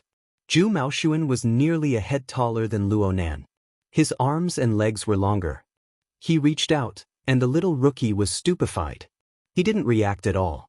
It would be far too eye-catching to grab Luo Nan by the collar and threaten him in a public place. Zhu Maoxuan was an experienced character in this field. Though he grabbed fiercely, he was actually just grabbing the corner of Luo Nan's collar. He shook and shook, exerting a bit of force, letting the inside of Luo Nan's collar rub against Luo Nan's neck. Junior brother Luo, right? To be able to dress the same way as you is also fate. Today we get to know each other. I will remember you well. Don't doubt me. My memory has always been quite good. I won't forget any face. Raise your head. Don't be like a girl. The vicious voice commanded Luo Nan to raise his head. At the same time, he used an exceptionally vicious gaze to stab Luo Nan. Senior's teachings are enough for you to enjoy for 10 years. You can't even say thank you. The voice came to a sudden stop. Luo Nan raised his head and locked gazes with Zhu Maoxuan. He looked into Zhu Maoxuan's eyes. His eyes went from vicious to scattered, and then from scattered to vacant. All of these changes actually happened in an instant. Luo Nan gently removed Zhu Maoxuan's stiff hand. Zhu Maoxuan was like a soulless puppet. His joints were all rusted away. Luo Nan frowned and increased his strength, causing Zhu Maoxuan to stagger backward. Zhu Maoxuan instantly came back to his senses. It was as if he had touched a viper with his outstretched hand.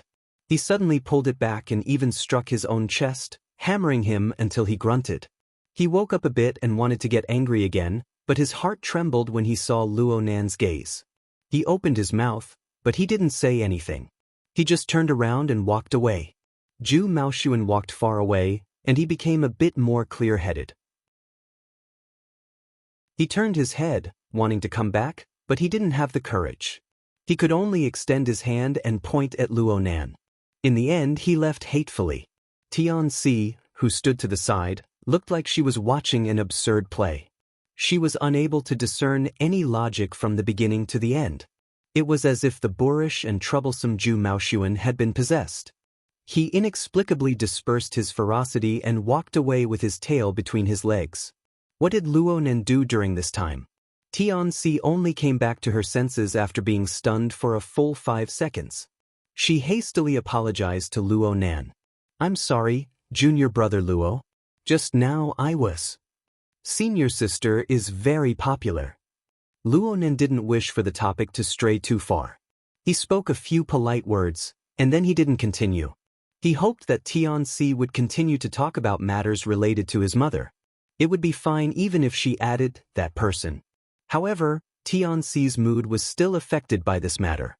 Her eyes drooped in a daze for a moment, and she looked at the trembling water within the crystal pillar. She suddenly sighed with emotion. The scenery of the crystal pillar looks like a dream from afar. But when you look at it too much, it's nothing more than this. Just like this person. He looks limitless on the surface, but he's actually quite unbearable. Luo Nan didn't respond. He didn't hear the information he wanted to hear. He wasn't interested in Tian-si's situation or her state of mind. He just felt vexed in his heart. For the sake of calming his mood, he imitated Tian-si and looked at the ripples within the crystal pillar. Luo Nan's heart lantern of the eye's orifice had yet to reach the realm of small success over the past few days of cultivation, but his gaze had become much sharper. He saw that the swaying seawater had more or less returned to its original color when it approached the crystal pillar. However, it wasn't particularly clear. Fine impurities seeped within, undulating and floating. Upon closer inspection, the vast majority of the impurities were the shedding, fragmented body tissues, and excrement of sea creatures. Luo Nan's gaze extended into the distance, and he saw shoals of fish stirring within the deep waters. The beautiful colors of nature attracted the visiting tourists to take pictures. Very few people thought that the impurities in the water originated from this place. There was a considerable portion of the impurities inside, and it was left behind by a crude predator like the devil ray. It looked dirty and messy, but there was an old saying, "There are no fish when the water is too clear." There were also microorganisms, algae, and small fish and shrimp that surrounded the impurities in the marine ecosphere. These links formed one after another, connecting head to tail. They formed a tight and indispensable chain. If a link was missing and there was no competent human intervention, the consequences would never be too good. Luo Nan sighed when he thought of this. He faintly felt that this was quite similar to the difficult problem he was facing in his cultivation. However, his brain had long since been divided into two halves when he delved deeper into it. He was unable to think of anything, and his mood became even worse. He didn't want to beat around the bush in his vexation. He was prepared to go straight to the point and ask this senior sister to tell him everything she knew. Tian-si found a new connection point amidst her sorrow at this time. She suddenly turned her face around, and her delicate and charming face recovered its usual smile. Chapter 295. Tian-si pointed at the crystal pillar in front of her. She slowly said, "The core design concept of Ocean Sky Cloud City is to facilitate the close integration of the ocean system and the building system. Dynamics, data, ecology, and other elements are effectively connected. This is also an important part of Senior Sister Qingwen's coupling design." Luo Nan's gaze cut across the crystal pillar and the complex structure of the building. He used his mental senses to observe more specifically, but the more he did so, the more confused he became. He didn't know what to say next. The question he wanted to ask the most right now was, what is coupling design? Tian-si didn't understand Luo Nan's current predicament. Her smile grew more natural and intimate after she spoke. She clasped her hands together and made a praying gesture. "Junior brother Luo, may I be so bold as to ask if your family has any information left behind by the two seniors? I want to make a copy for reference. Of course, I will pay great attention to intellectual property." Luo Nan gaped. At this very moment, A bit of face was not worth mentioning in the face of his intense thirst. He turned to the side and stared at Tianxi. Senior sister to, my mother passed away early. She separated from my father a long time ago. There is practically no information about them at home. Tianxi went, so it's like this. Sorry, I thought. Luo Nan interrupted her before she could finish speaking. He spoke urgently and urgently. Senior sister, can you give me a copy of the information you collected? I really need it. I really do. Tianxi suddenly understood what Zhu Maoshuan was feeling when she was enveloped by Luo Nan's gaze. Luo Nan's eyes were a mess of color under the deep blue light, but there was an indescribable pressure that penetrated her. It was as if a layer of raging flames had burned through her eyes and heart. It made her want to close her eyes in haste, and her heartbeat sped up. Tianxi was a member of the Mutual Assistance Association. Her ability to express herself had always been her forte. But right now, her ability to express herself, which represented logic and reason, vanished like smoke in the blink of an eye as she faced Luo Nan's eyes. Instead, the emotions she had successfully suppressed all this time intertwined and tangled in her mind. She was a bit stupefied for a time. Only with great difficulty did a thought emerge. They really are alike. Sure enough, they are the same type of people. Luo Nan and that person's figures overlapped, bursting with sparks. Tianxi's mind trembled heavily. She unconsciously took a step back. Senior sister Tian? Luo Nan didn't quite understand Tianxi's reaction. Wait a moment. Tianxi's condition finally recovered a bit, but her throat was still a bit tight and dry. She lowered her head, not daring to look Luo Nan in the eye. She was afraid that her soul would fly out of her body if she took another glance. She lowered her head and fiddled with her wristband. She closed her eyes, adjusted her breathing, and sorted out her emotions. 3 seconds later, she began to operate and brought up a series of data that she had saved in advance. It was originally your parents' information. If junior brother wants it, it's just a matter of asking. Tianxi raised her head and forced a smile. I'll share the information I've stored in the cloud with you. Most of it comes from the Academy's electronic library, and some of it requires a certain level of authority. You might not have it now, but you should be able to access it in advance if you look for Department Head Xia. Luo Nan clasped his hands together and expressed his thanks over and over. Thank you, senior sister Tian. Thank you. Tianxi knew from this that Luo Nan wasn't able to see anything deeper. She let out a breath of relief, and her mind became a bit more lively. She pulled out a blueprint that Luo Nan was currently unable to see and set it into projection mode. Due to the large interference from the deep blue light in the vicinity of the crystal pillar, Tianxi took out a drawing clip and used it as a cover, allowing Luo Nan to clearly see the diagram displayed within. Even so, the area of clarity was relatively limited. Luo Nan unconsciously moved closer and stood shoulder to shoulder with Tianxi. They leaned their heads against each other as they watched earnestly. This is the tender that the designer of Cloud City Water Village submitted in the year 82. Look here. The company's technical consultant is none other than Professor Pan Wen. According to what she said, she originally wanted to lead a team in the bid to verify senior sister Qingwen's theory. Unfortunately, it wasn't particularly successful. She still holds this regret to this day. Tianxi fiddled with the AR image, causing the three-dimensional perspective of Ocean Sky Cloud City's initial design to display the complex and precise structure from every angle as much as possible. Professor Pan said that though Ocean Sky Cloud City merged with the ocean system, its craftsmanship was too heavy. It could only be used as a weight to be unconventional and unconventional. It wasn't successful in terms of construction theory. It was far inferior to gear, which was as if it was formed by nature. There were practically no traces of craftsmanship. Luo Nan listened with pride and sadness. His eyes looked at the perspective of Ocean Sky Cloud City, but his heart was thinking about gear. Tianxi could more or less understand his current mood.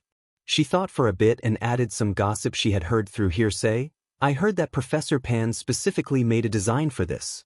The wetlands of the academy can be seen with the naked eye from the high-level observation deck of Ocean Sky Cloud City.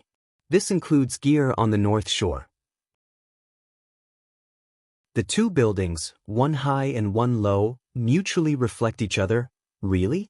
Tian-Si hadn't even finished speaking when Luo Nan impatiently interrupted her. Tian-Si didn't think he was being rude. She just said, Cloud City Water Village has a set of ring-shaped buildings. Aside from the main building, only Ocean Sky Cloud City just happens to face the academy. There aren't any other high-level buildings blocking one's line of sight. The height and angle are all decent. There should be some basis to this. Luo Nan immediately asked, which floor is the high-level observation deck on? The 142nd floor. Junior wants to go see it? Luo Nan nodded. He didn't say a word as he walked straight to the nearest high-speed elevator. Tian-Si thought for a bit and followed. Compared to Luo Nan's undistracted state of mind, her gaze shuttled back and forth among the stream of people on the floor, searching for the target in her heart. She didn't expect that she wouldn't be able to find her target. She saw Zhu Maoxuan, who had just left in a sorry state, walk over with large strides with a gloomy expression. There were a few people by his side who had similarly unkind expressions. It can't be to the extent of getting into a brawl at a party. Tian-Si found it hard to imagine such a scene. She couldn't help but feel fear in her heart. She wanted to find the location of the security guards, but she unfortunately bumped into Zhu Maoxuan's line of sight in the distance. Her heart panicked. The muscles on Zhu Maoxuan's cheeks pulsed. He said something to the people by his side, and his feet sped up. Ding! The bell rang. Luo Nan had already pressed the button to open the door of the high-speed elevator and stepped inside. Tian-Si whispered, "Wait for me." She chased after him in 3 steps. Her drawing clip slid from her shoulder to her elbow, and it bumped into the edge of the elevator as it swayed. She gasped slightly, "Hurry, Zhu Maoxuan!" Just as she started speaking, a muffled rumble sounded from the floor. Tian-Si shuddered, and the light in the corner of her eyes changed. She instinctively turned her head and saw a dark shadow facing the crystal pillar directly from the elevator door. The shadow pushed against the enormous waves of water and heavily smashed into the inner wall of the pillar. The violent impact instantly painted the crystal pillar with a layer of fine white lines. The transmitted sound waves shook people's hearts. It practically made people believe that this enormous crystal pillar would shatter on the spot under the impact. The one that created all of this was without a doubt the mutated Devil Ray. The participants who were observing the shoals of fish cried out in alarm practically in unison. Such a scene was even more frightening than the one just now. Moreover, the Devil Ray's behavior was much more berserk than before. It swam along the edge of the crystal wall, and its flat head smashed into the inner wall of the pillar over and over again. It was filled with restless emotions. Its body was enormous, and its force of impact was tremendous. There were clearly 2 layers of protection between them, but no one actually dared to approach. They were afraid that this monster would break through the protective layer and swallow them whole. Tian-Si instinctively covered her mouth, suppressing the cry of alarm back into her throat. The elevator door immediately closed. Luo Nan swept a few glances at the crystal pillar before lowering his gaze to look straight at his own toes. It was as if there was nothing else in this world that could arouse his interest. Zhu Maoxuan and the others walked over aggressively. They just so happened to walk to the edge of the Devil Ray's collision zone. They were given quite a fright. They involuntarily followed the crowd and stopped to watch. It was Zhu Maoxuan who saw the elevator door close from afar. He urged them with a few words, and only then did the group of people catch up. But at this time, the high-speed elevator had already gone up. "Keep an eye on the floor." Zhu Maoxuan made up his mind. He was going to give the adulterous couple a good look in this building. He slapped the elevator button, summoning a parallel elevator. He cursed and swore, venting his emotions that were on the verge of exploding. Luckily, the other high-speed elevator arrived quickly. Zhu Maoxuan glanced at the floor number and took the lead. He walked into the elevator, and the others rushed in as well. It stopped at the 133rd and 142nd floors. What's on the 133rd floor? It looks like an office area. 142. The high-level observation deck. That's it. Zhu Maoxuan quickly set his target. He ground his teeth and closed the elevator door, isolating the cries of alarm and clamor from the floor. Just 2 seconds later, another strange sound reverberated back and forth in the relatively quiet space. It flooded into their ears. Kacha-kacha, kacha-kacha. The rhythm was monotonous, and there was no change whatsoever. It was as if someone was fiddling with an old-fashioned pair of scissors back and forth. It didn't stop, and it made one's heart fidgety. Who set this ringtone? This was the first thing Zhu Maoxuan thought of. His companions were all stupefied. Zhu Maoxuan finally discovered that there was an unfamiliar fellow who had boarded the elevator with them. Perhaps he had been in the elevator earlier. He had been wholeheartedly focused on surrounding the adulterous couple, but he hadn't discovered them. It was a public place, after all. The man wore a pure black suit and sunglasses. His clothes were ramrod straight, and he looked like a bodyguard or a security agent from a TV program. He would be quite recognizable if he were to be displayed at a party. However, the most eye-catching thing was the necktie worn by the sunglasses man. It was garish, but upon careful inspection, one would see that there were all sorts of beetles engraved on it.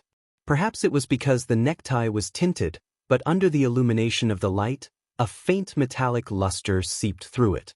The beetle's compound eyes flashed with light, brimming with a treacherous and unconventional color. The sunglasses man felt Zhu Maoxuan's gaze, and he slightly tilted his head. His eyes seemed to have shifted over. Zhu Maoxuan foolishly looked over and locked gazes with this eccentric fellow. The latter cracked open his mouth and faintly smiled, revealing a mouthful of pitch-black teeth that were branded with dazzling 5-colored patterns. Ding! The elevator door opened, and Zhu Maoxuan and his party walked out. The elevator door immediately closed. The group of people at the elevator door looked around in a daze. Where are those two? 124, they're not on this floor. Then why did they come down? Because...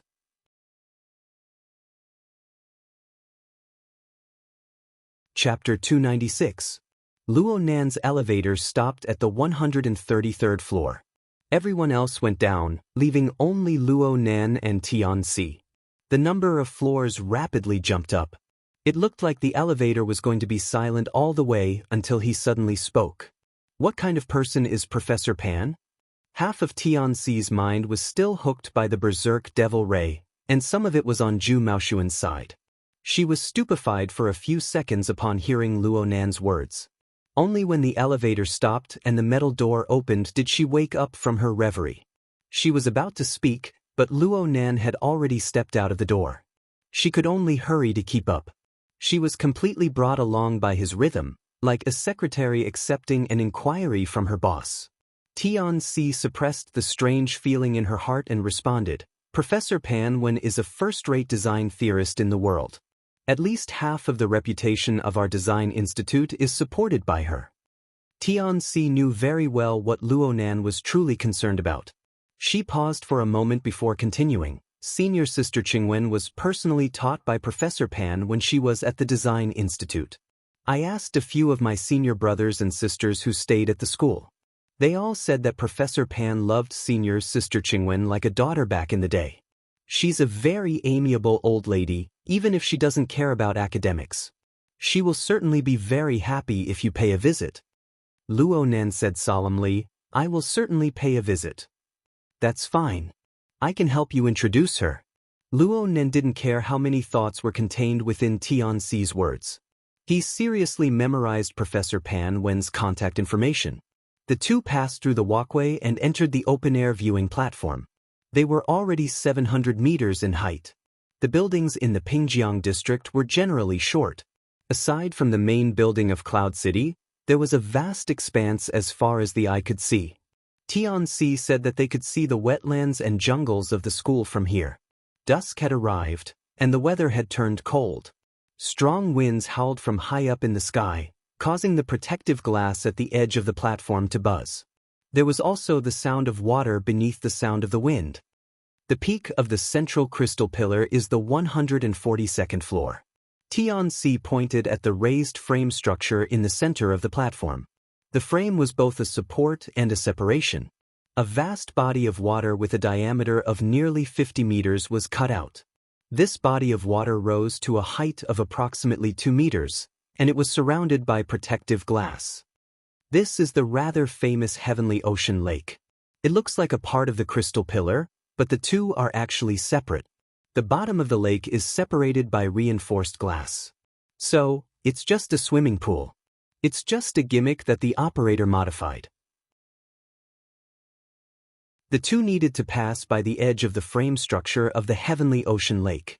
Luonan only shot a glance at this gimmick. He wasn't interested. The current time was just before most of the salaried workers got off work. The sky was getting dark, and there weren't many people on the viewing platform, making it seem a little deserted. Luonan identified his direction a bit and walked to the edge of the viewing platform. He cast his gaze in the direction of the academy.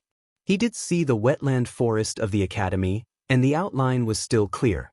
There was also the long river that passed through the forest, winding in and out, reflecting the light of the setting sun, appearing and disappearing at times. Luonan was able to determine the specific location of gear by relying on the silhouette of the forest and the river. But now, the sky was gradually darkening. Separated by a distance of more than 10 kilometers, that single building was really like a small component, lost in the shadows of the boundless jungle, difficult to find. Luonan still wanted to give it a try. He believed that Tianzi wouldn't lie about this matter. He wanted to use his spiritual sense, but in this situation his spiritual clairvoyance, which had always been successful, didn't seem to be as far as his vision. It's too late. My field of view is limited. But there are viewing mirrors here. I should be able to see. Tianzi pointed to a row of high-powered viewing binoculars at the edge. These were specially prepared for tourists, and there were only 2 or 3 people using them right now. Luonan didn't say a word. He walked forward, moved his head to take a look, and then stood up straight. Tianzi carefully observed, "Is it not okay?" Luonan shook his head. The oppressive world he saw through the limited field of view through the binoculars was absolutely not the feeling he needed. He stood stupidly at the edge of the viewing platform for 7 or 8 seconds. Then he suddenly spoke without any warning. Coupling design. What in the world is this? He had a general understanding of the definition of coupling. It referred to the interaction and linkage phenomenon between various systems. But what did it specifically refer to in his mother's architectural theory? Tianzi had to answer this question. She grew all the more cautious and cautious. She thought over and over before saying, "The Design Institute has a relatively unified view. It is a new interpretation of the classical Eastern philosophy of man and nature are one. And the practical train of thought is in the same vein as green buildings that borrow solar energy, water energy, wind energy, and other natural energy sources." Luonan furrowed his brows. Tianzi immediately increased her tone, but from what I can see, Senior Sister Qingwen's core idea should be that she hopes to use the orderly architectural layout created by humans to carry out an effective influence on the grand natural system. And the level involved in this influence method is incomparable to green buildings in the traditional sense. Professor Pan has an evaluation of this called the Eye of Heaven and Earth. It's a mystery within a mystery. Tianzi spoke very vaguely. She was far from researching coupling design theory thoroughly. She just picked out a nice evaluation from her predecessors to appease Luonan. Luonan was well aware of this. He pursed his lips and didn't respond. He had a rough idea, but he wasn't sure. He didn't want to say it to Tianzi. It was this feeling that seemed clear but wasn't clear that stimulated Luonan's heart. It made him impatient to tear down the bewildering barrier. No matter what the answer was, it possessed incomparable value from his perspective. He took another step forward. The tip of his nose pressed against the protective glass wall of the viewing platform. He strove to look into the distance. Unfortunately, this step was meaningless when compared to the distance of a dozen kilometers. What he saw before his eyes was still only a rough outline. There was still no trace of the element belonging to gear. His field of vision had already expanded to its limits, but the precision of his resolution was still a bit lacking. As for the mental plane, he was barely able to probe forward in the void. He was still far from it. In this way, his gaze could see, his mental senses could be sensed. 2 domains, 2 planes. He was unable to find a precise target. He was tangled up quite fiercely, and his mind was in chaos. Luo Nen knocked his forehead against the glass. He wanted to calm his emotions. Then his wristband received a call at this time. It continued to vibrate. He wanted to turn it off, but he glanced at it before he could do so. The name that entered his eyes stunned him. Zhang Yingying. Luo Nan had nearly forgotten that he still had the number of a fellow member of the society in his hands. It had been a long time since he last contacted this person. It was said that Zhang Yingying had gone into seclusion. She had hopes of advancing her white rainbow to the next level. It must be said that Luo Nen really wasn't in the mood to deal with Zhang Yingying right now. However, Zhang Yingying had specifically changed channels to contact him during the maintenance of the psychic wave network. He feared that something had happened. In the end, he still connected.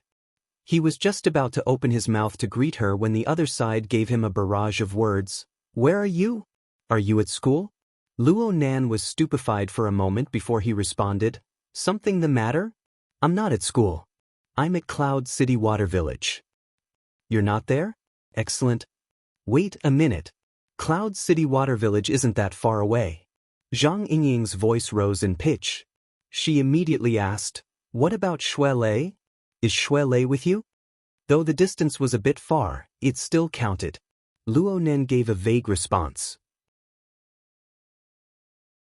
Zhang Yingying clearly let out a sigh of relief. "What kind of mode did you set up?" "The secretary asked me for your number, but she couldn't get through. In the end, she even asked me to tell her. When will you let people be a bit less worried?"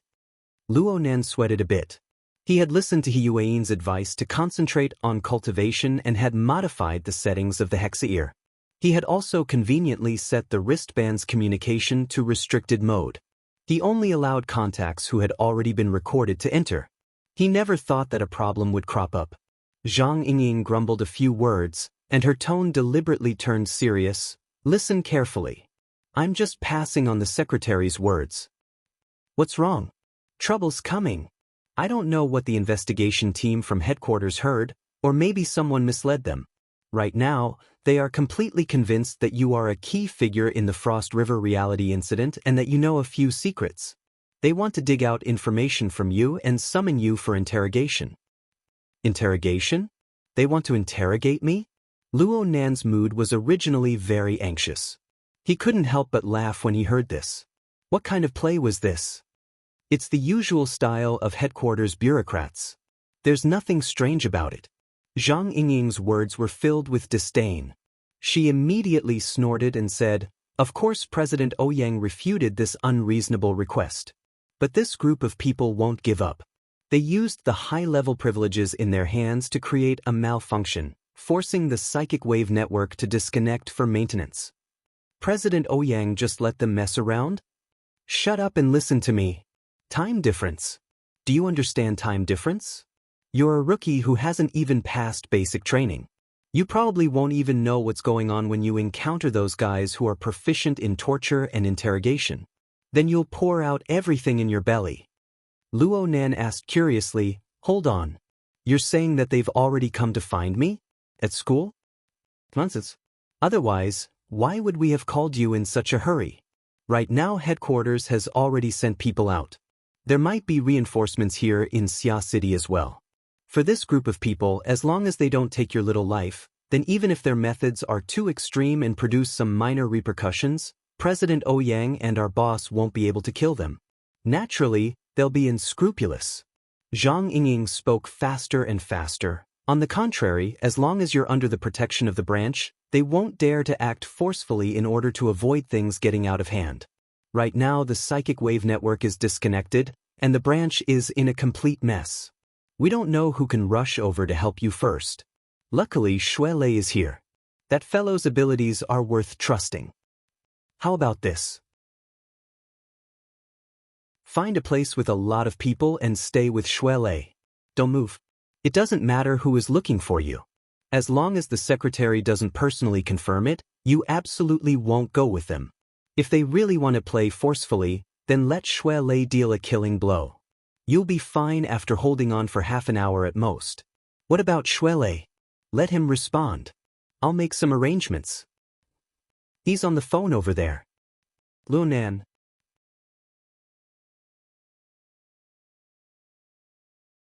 Chapter 297. From Luo Nan's impression, this was the first time Zhang Yingying's anger had reached its peak. He was used to her laughing and joking, completely improper appearance. Her sudden outburst was quite impactful. Luo Nan did not blame Zhang Yingying for her mood. He had received training from the society. Whenever he chatted with Bamboo Pole, Papercut, and the others, he would never hear anything good about headquarters. Luo Nan was very curious about this. How could such an organization retain people? Papercut's answer was resources, strength, and fewer restrictions. But he also admitted that all these benefits were as fragile as bubbles when serious conflicts of interest were involved. Bamboo Pole's answer was much more artistic. Not all cities are like Xia City. The environment of Xia City was indeed very good, but it was not a paradise that transcended the world. It was hard to avoid being affected. Recently, the investigation team of headquarters was the kind of trash that wasn't welcomed by chickens and dogs in Xia City. What was truly strange was that the Xia City branch handled things coldly and secretly guarded against them. How did they get the chance to come out and disgust people?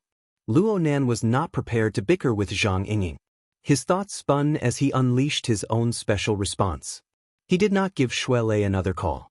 Instead, he directly unleashed his mental senses. He was on the viewing platform, and the location of the party was on the 88th floor. There was a drop of over 50 floors.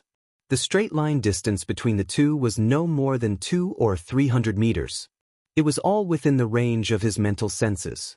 Luo Nan easily found Shui Lei on the floor where the party was located. He gave him a subtle mental jolt, and Shui Lei's martial habits immediately alerted him. Next was communication on the mental plane. Since the communication was one way, and Shui Lei was not used to this method, Luo Nan did not go into too many details. But Shui Lei was very clear about the seriousness of the situation. He immediately informed Xiao Xinyu and hung up after a few words. He rushed upstairs. Zhang Yingying slapped her thigh when Luo Nan did not immediately respond. Did you understand what I said or not? I've already notified Shui Lei.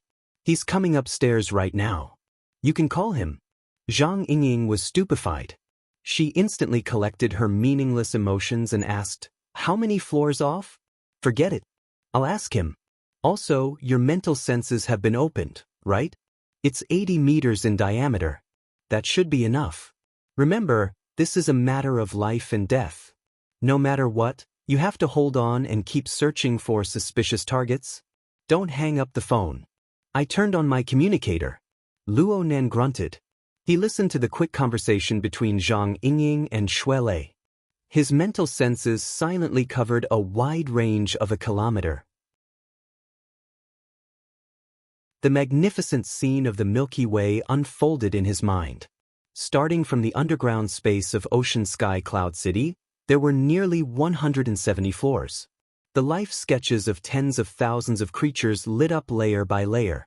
Stars filled the sky, dense and numerous. Actually, Luo Nan could ignore the vast majority of these areas. He just needed to search for the areas that his mental senses were unable to penetrate. The speed at which the answer appeared exceeded his expectations. It was the high-speed elevator that he had taken before. The elevator next to it was shrouded in a gloomy, dark fog, and a few stars were faintly discernible. At this time, the suspicious elevator had already reached the 130th floor, which was the office area of a multinational corporation. Someone had pressed the button to open the elevator. It had paused for a while, but it would soon resume its upward state. Luo Nan let out a breath. Not too good. Zhang Yingying immediately replied, what happened? There are indeed people coming up, but their strength is unknown. Avoid them.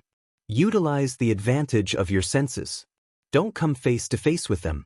If they have sensing abilities and you really can't avoid them, then enter the crowd. Don't give those fellows the chance to make a move. Luo Nan looked around the viewing platform, his lips silently grinning. Right now, there were very few figures on the platform. The so-called crowd certainly didn't exist. Even if it did, he wasn't willing to use innocent people as shields. Finally, he cast his gaze towards the increasingly dusky sky. It would be hard for him to unearth the new secret of gear today no matter what. Speaking of which, he seemed to lack a kind of intuition inherited from his bloodline. This son of his was unqualified. Wasn't that right? This unreasonable thought caused the emotions in his heart to tumble a few more times. He smacked the protective glass heavily, and this action startled Tianxi. Junior? Luo Nen didn't have the mood to give her an explanation right now.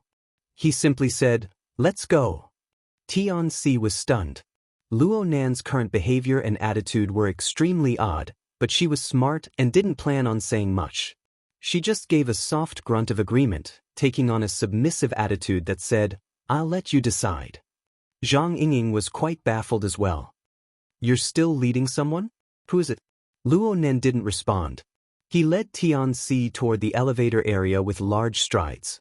Given the speed of the elevator, he could still avoid the unidentified fellow. But halfway there, a new element appeared within the range of his mental senses. Luo Nan's footsteps suddenly stopped.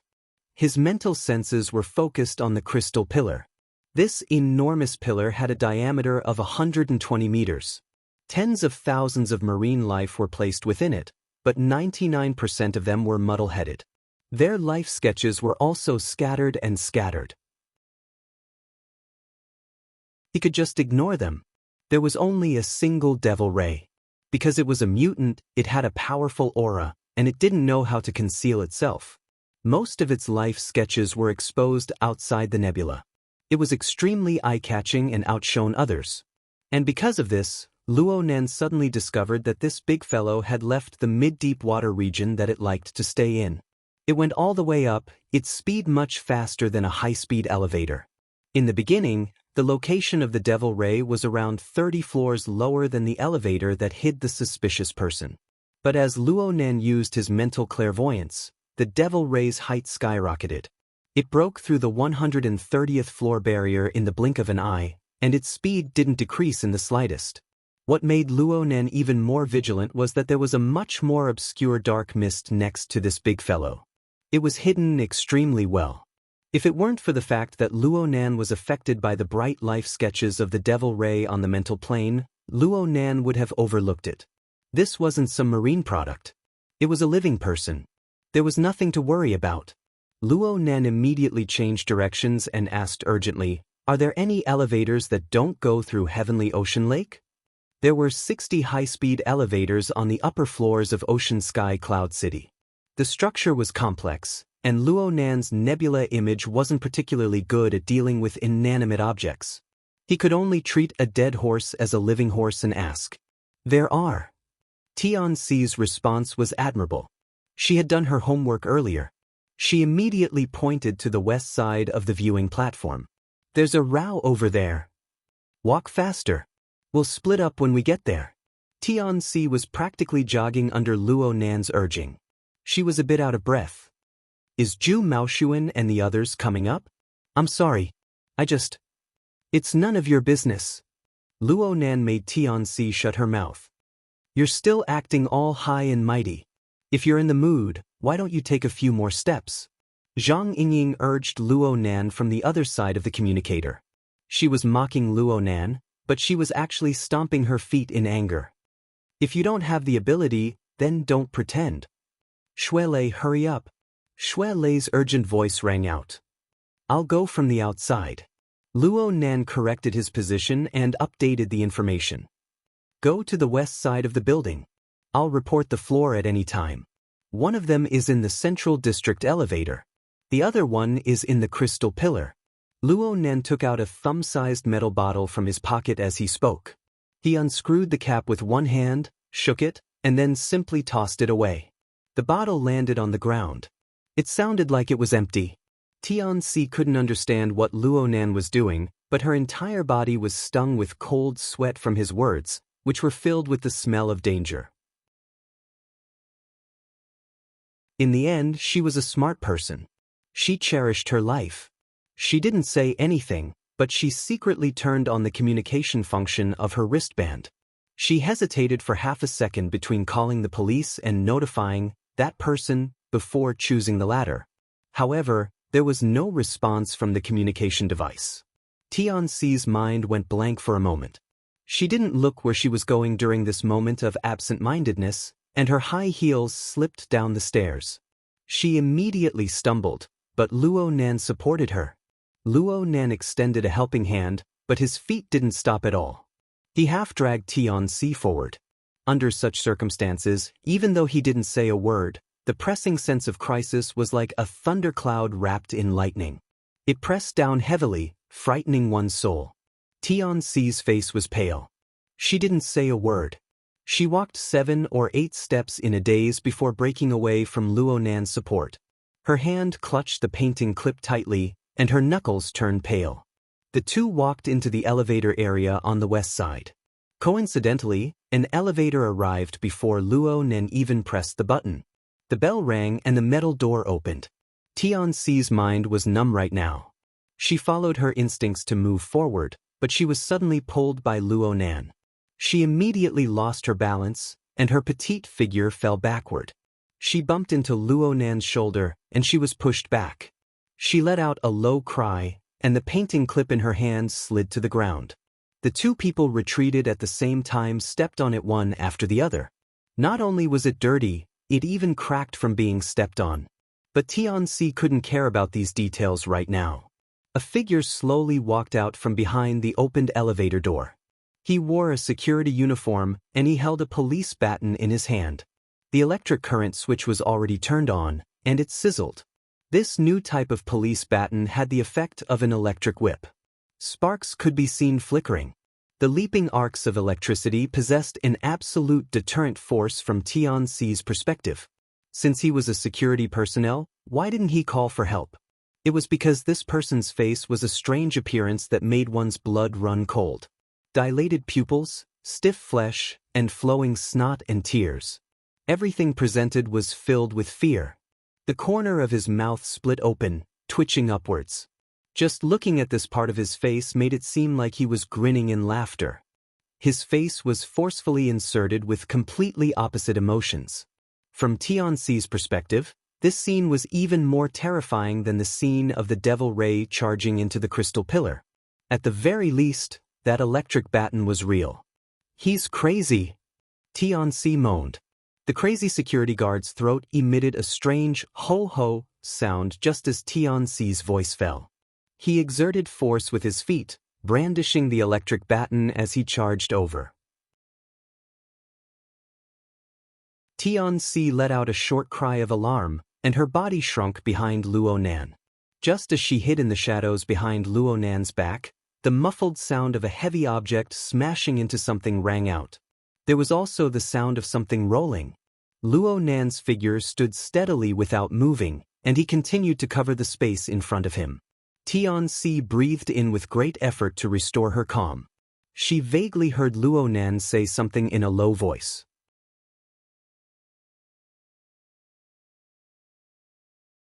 Chapter 298. Tianxi didn't understand what Luo Nan said at all. She just saw the crazy security guard fall face first to the ground. The baton slipped from his hand and slid all the way to their feet. She instinctively wanted to pick it up and use it to defend herself, but Luo Nan kicked the baton away the moment she bent down. "Don't delay. Take this elevator and leave first." Luo Nan urged Tianxi to move faster. Tianxi hesitated for a moment before walking out from behind Luo Nan. She walked toward the elevator when another ding rang out. A second elevator had arrived. Its location was right next to the previous elevator. Tianxi took a step forward and was half a step ahead of Luo Nan. She raised her head and saw the same scene from before. Two security guards with the same expression came out of the elevator. One of them was even carrying a riot gun. Tianxi's vermilion lips parted when she saw the pitch-black muzzle of the gun, but her throat was choked with fear. She was unable to make a sound. She no longer had the chance to hide this time. But it was also because of this that her pupils dilated from fear clearly reflected the entire process of the two crazy security guards' eyes rolling white as they silently fell to the ground. There were no sound or light effects during the entire process. It was like a pantomime. The people on the viewing platform outside didn't notice anything. But the more it was like this, the more bizarre and mysterious elements seeped into the bottom of her heart. Tian-Si subconsciously covered her mouth. Her ice-cold palms felt a bit of warmth from the breath, allowing her to confirm that she was still in the real world. But what? Why did she get involved in a conflict of this level? Luonen didn't have the leisure to ponder over a girl's mind. He saw that Tian-Si couldn't move her legs, so he gave her a light push. Hurry up! Tian-Si bit her lips and took 2 steps forward. However, at this moment, the faint sound of motors suddenly stopped, and the display screens of the entire row of elevators on this side had all turned off. The power was cut off, and the metal doors automatically closed, isolating Tian-Si outside. Whether it was Tian-Si or Luonan, they were both stunned for a moment. Half a second later, Luonan grinned. It was hard to tell if he was smiling or not. The other side doesn't fight a battle unprepared. A muffled vibration came over just as Luonan finished speaking. The two trembled slightly beneath their feet. An earthquake? Tian-Si's first thought was an earthquake that had persisted for over a month. But the second wave of vibration came right after. There was also the sound of crashing water.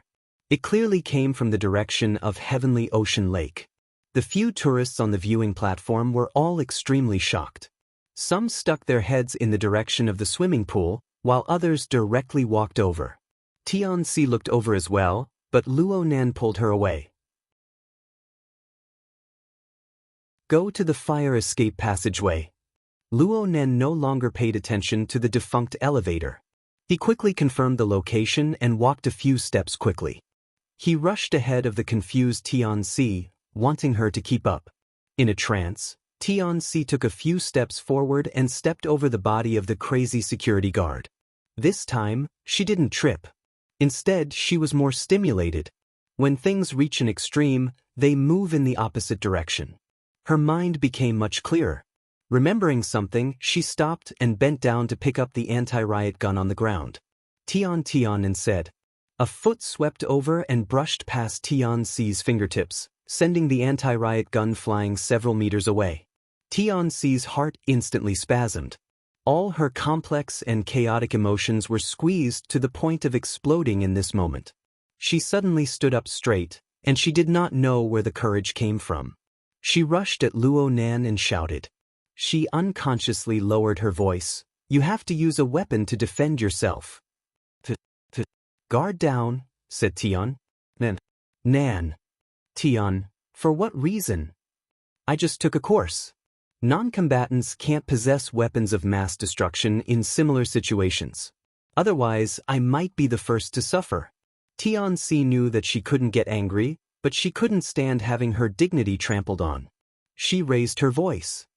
I've gone through military training. I won't hurt you by accident. Or are you worried that I'll shoot you in the back? Yes, they will when the other party has some sort of controlling ability. Luonan raised his wrist slightly after speaking. He asked through his communication wristband, it can control ordinary people. The controlled person's movements are unhindered, and their emotions are strange. What sort of ability is this? Zhang Yingying responded in the first instance. She pointed directly at the owner of this ability. It's Puppeteer. He's a member of the investigation team. He's proficient in high-level hypnosis. His ability is to control life forms with complex emotions. Aside from humans, he can also control wild beasts or mutants with high intelligence, as long as he doesn't suffer a backlash.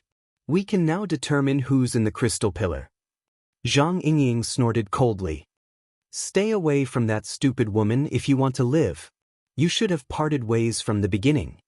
Luonan indicated for Tian-Si to keep up. He laughed. The other party has made ample preparations. I might not be able to deal with the hostage situation. I might as well keep her by my side and be at ease.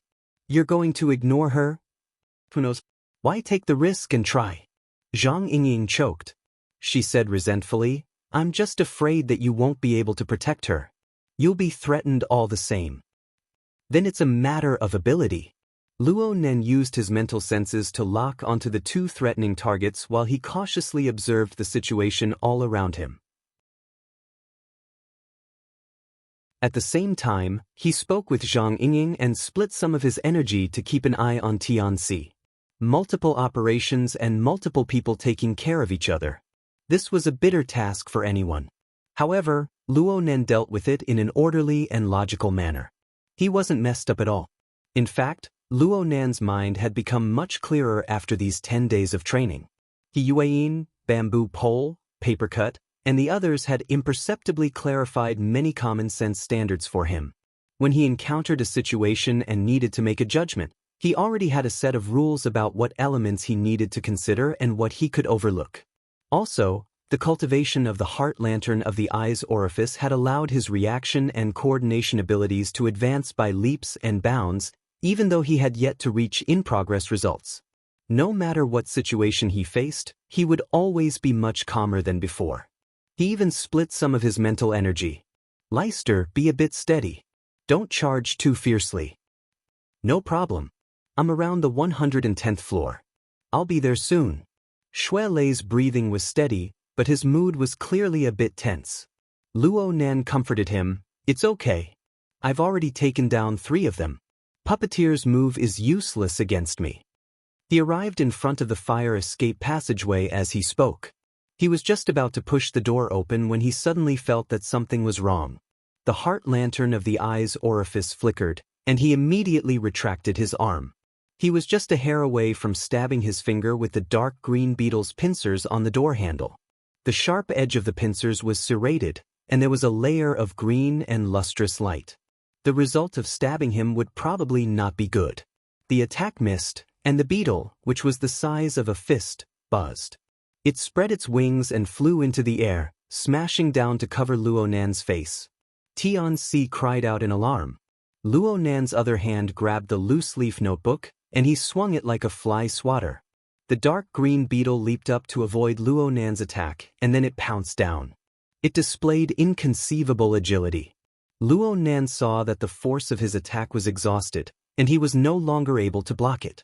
A thin piece of paper floated out from between the pages of the notebook in Luo Nan's hand. It lay horizontally in the path of the beetle's attack. It transformed out of thin air, contracting like a spring, and then it burst open to reveal a small and exquisite figure.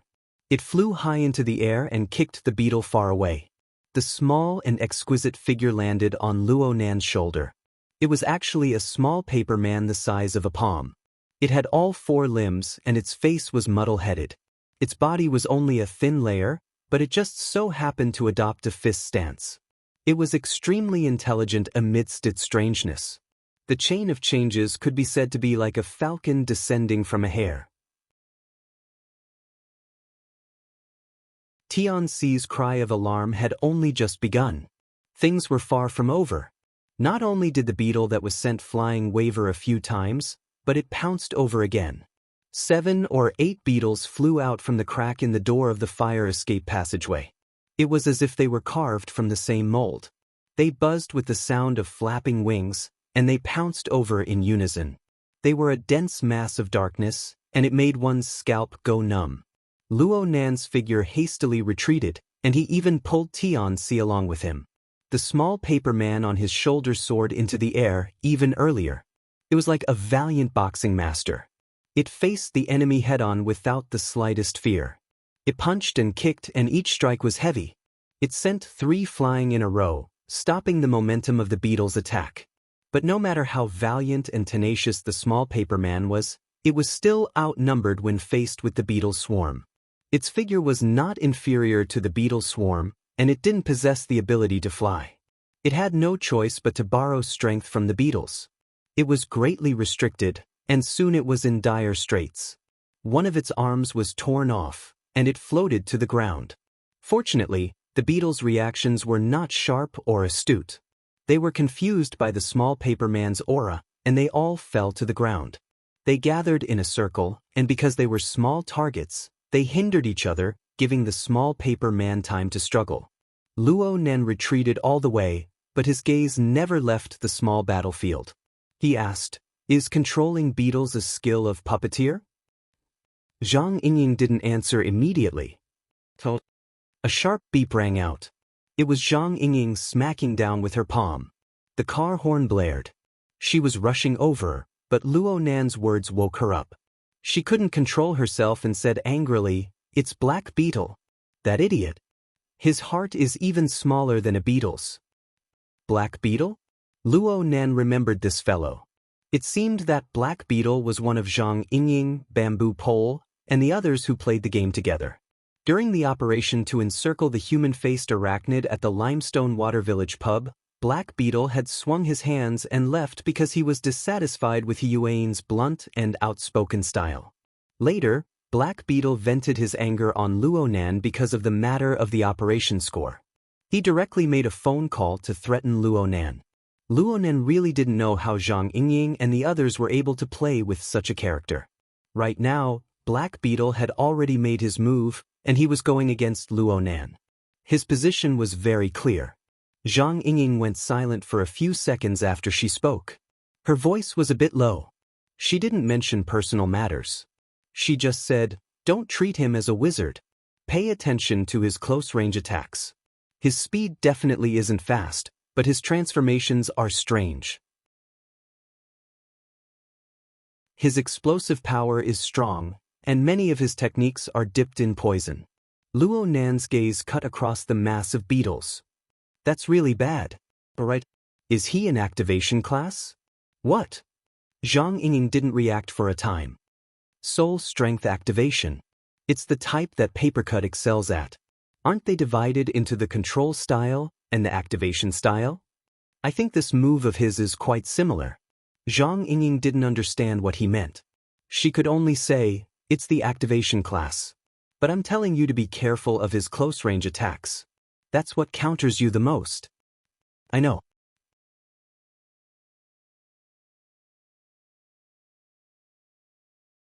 Chapter 299. Luo Nan's response really didn't meet Zhang Yingying's expectations. She slapped the steering wheel again. "What the hell are you playing it down for? Haven't you been attending classes all this time? You don't even understand the most basic analysis of victory and defeat. What the hell are you playing for? What in the world did the secretary teach you?" "I've learned a few things. The most basic principle is to analyze the advantages and disadvantages of the enemy and myself. We should play to our strengths and avoid our weaknesses. We should seize the enemy's weakness and attack them to death. Also, you need to have absolute confidence in your own advantages. You absolutely can't lose momentum. That bastard Cragburst must have fed you some kind of bewitching soup." "Amazing." Luo Nan expressed his admiration very sincerely, but it angered Zhang Yingying to the point where she fell backwards. She really wanted to grab this kid by the ear and lecture him, but this really wasn't the time to talk nonsense. She could only grit her teeth, endure her temper, and speak layer by layer. "Let me tell you, your advantages are all long range, and most of them are on the mental plane. Right now, Black Beetle and the others know everything about you, and their strength is far above yours. Most of your foresight abilities like mental senses have been crippled. You still have a mental attack technique, right? It looks pretty good, but if the opponent is on guard, it's not hard to specially prepare a layer of countermeasures. They've already reached this step. Why would they be afraid of putting in more effort?" Luo Nan listened earnestly to Zhang Yingying's analysis, but he declined to comment. In the end, he just hung his head slightly, closed his eyes, and breathed out, adjusting his state. When he opened his eyes again, he gave a simple answer. "I'll do my best not to meet them face to face." Level 125. Shui Lei took the initiative to interrupt. He also reminded the two that it was better to act than talk. If they continued to toss and turn, Black Beetle would really come charging over. "Got it." Luo Nan responded. From beginning to end, whether it was Shui Lei or the two dangerous targets, they were all within the range of his senses. He had a grasp of their respective rhythms of action. He even estimated the specific data. Puppeteer is still leading the Devil Ray to crash into the wall. Black Beetle just exited the elevator. The straight line distance is 55 meters, and he's advancing at a uniform speed. There's no better route. Move forward.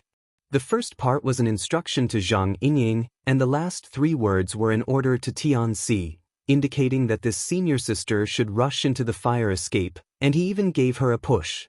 But insects. Facing more than 10 ugly beetles piled up together, Tianxi's hair stood on end. She was already very strong-willed to keep her legs from weakening. Easier to deal with than humans. Though Luo Nan said this, he still shook his notebook. The pages split apart and another small paper man jumped out. It wandered around the outside of the beetle pile, helping its companion to disperse the pressure and making the fight even more lively. Tianxi was unable to smile at all when she saw this mini and even comical battle scene. Ever since the start of the crazy security guard, Luo Nan had always been a bewitching core that clutched at her heart. Luo Nan would occasionally glance at her, but it made her heart beat faster. Most of this was due to the effects of fear. But she also remembered what Luo Nantong had said during the call. Under such circumstances, this young man, who was 6 or 7 years younger than her, did not need to hide anything. All his worries and considerations were open and frank. Because of this, the flavor of leniency that came after calm contemplation clearly appeared. Luo Nan didn't wish for her to become a hostage. It wasn't that there was any friendship between the two. It was just that it would bring trouble. But how could a truly emotionless person consider this? Tianxi thought of that person. She had already contacted him countless times after the incident, but he didn't pick up. He completely ignored her. Comparing the two, the callous and deep core behind his exquisite brows could be seen even more clearly. Tianxi found it strange that she was still able to think of these things in this critical situation.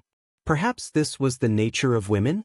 Tianxi laughed self-deprecatingly after a few waves of thoughts churned in her mind. A bit of calmness reappeared from her dazed and chaotic state. She no longer hesitated and doubted pointlessly. She held her breath and carefully walked toward the fire escape ahead of her. The 2 small paper men gathered the beetles into a ball, clearing the path to the fire escape. Luo Nan and Tianxi took a few steps forward. There was a bit of commotion as they passed the beetle swarm. Tianxi instinctively shuddered, but Luo Nan promptly reminded her, "Don't worry about it." Tianxi looked at the wooden door of the fire escape, which was only 2 steps away. She simply closed her eyes and extended her arm forward. She increased the speed of her feet instead of slowing down.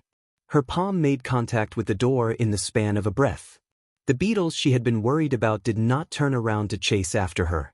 There weren't even 1 or 2 extra beetles in the dusky stairwell. Behind her, Luo Nan pushed open the wooden door of the stairwell, but he didn't enter. He just said to Tianxi, "Keep walking down. Don't worry about the elevator." "Aren't we going together?" Tianxi didn't receive a response from Luo Nan at all. The 15 or 16-year-old youth in front of her had long since turned his face to stare at the situation on the viewing platform. His body leaned against the half-open door, his back slightly bent. He could react at any time. Tianxi was a bit hesitant, but before she could speak, a muffled explosion that shook the heart came from the viewing platform. The muffled sound wave was mixed with cries of alarm and screams. A powerful pillar of water sprayed out from the center of Heavenly Ocean Lake. It rushed all the way to the dome above, sweeping away the gorgeous decorations hanging from it. What was even more shocking was the enormous shadow within the pillar of water. It seemed to make a flip while sticking to the dome before falling down heavily. The pool water violently surged out, washing away many of the surrounding furnishings. The tourists who had surrounded the pool to watch the show, driven by curiosity, were swaying left and right. Some even slid into the water, screaming over and over. The viewing platform was a complete mess. "You're quite strong. Why aren't you leaving yet?" The situation before her eyes, as well as Luo Nan's reminder, made the stupefied Tianxi finally understand the meaningless role she played in this storm. She gritted her teeth, turned around, and rushed down the stairs. Her heels clattered against the ground, and soon, she disappeared without a trace. Puppeteer's methods had caused the viewing platform to be in a state of chaos. Even the beetles in front of the fire escape were in an uproar. It was as if their intelligence had jumped 2 levels in an instant. Most of the beetles flew up, and most of the paper men, who were unable to levitate, were useless. The highly intelligent beetles broke away from the stupid situation and took advantage of the situation to confirm their target. A dozen or so pairs of compound eyes locked onto Luo Nan, who stood at the entrance to the fire escape. They made slight adjustments, and they swarmed over with a buzzing sound. The dense black mass had the style of a horror movie. Luo Nan didn't react in the first instance. His gaze didn't even fall on the bodies of the numerous beetles. Instead, it pierced through the middle and fell on a certain person on the viewing platform. The viewing platform was in a state of chaos due to the magnificent power of the Devil Ray. A crowd of tourists clutched their heads, and some fled. There were a few unlucky people who were still struggling in the water. Only the person Luo Nan's gaze was pointing at was dressed in black clothes with the demeanor of an investigator. He wore a gaudy necktie, and he had one hand in his pocket. He walked over unhurriedly. He was on a completely different line from the others. Though his pace was calm, his speed was actually extremely fast. It was as if he possessed the length contraction technique. This manifested his outstanding body control and coordination. This was the black beetle. Right now, the distance between the two didn't exceed 40 meters.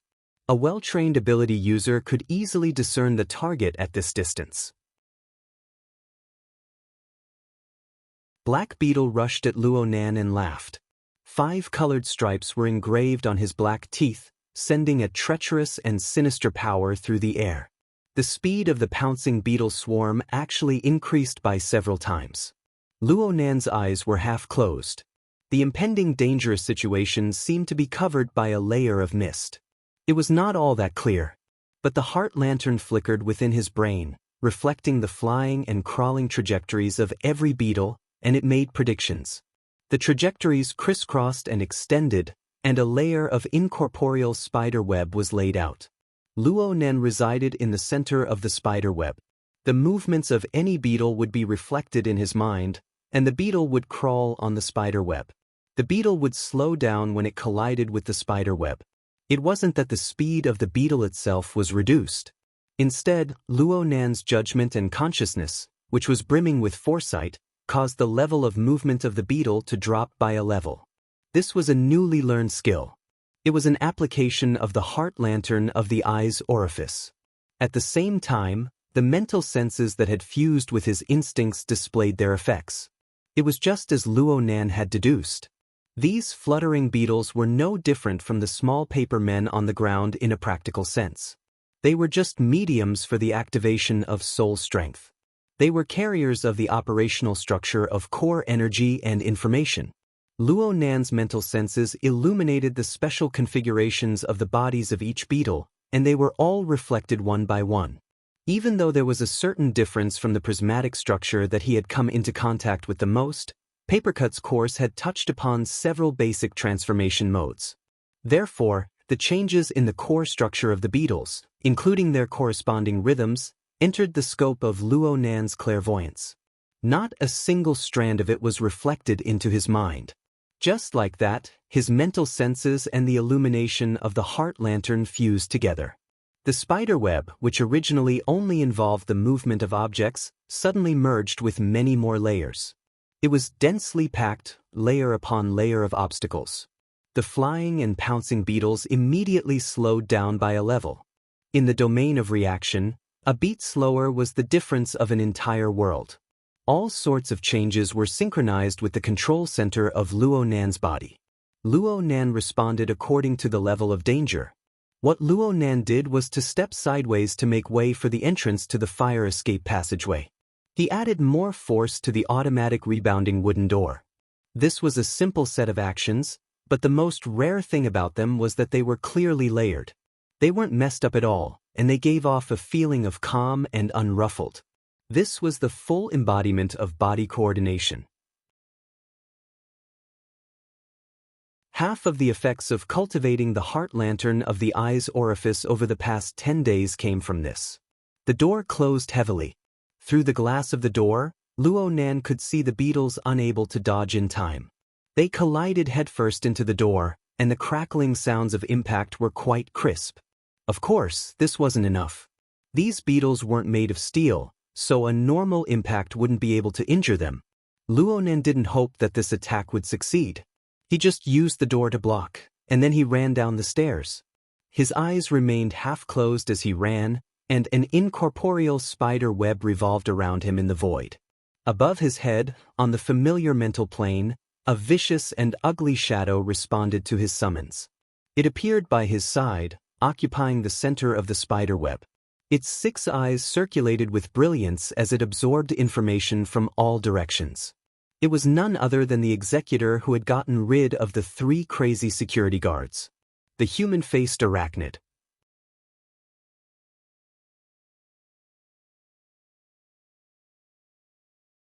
Chapter 300. The human-faced arachnid in Luo Nan's hands was not an original type. It was a product of faith developed by the Order of Justice. It was a high-quality imitation version that Luo Nan had personally created. He had created and used it back at Frost River Reality. It was quite easy to order it around. Unfortunately, it was later destroyed by An Wang.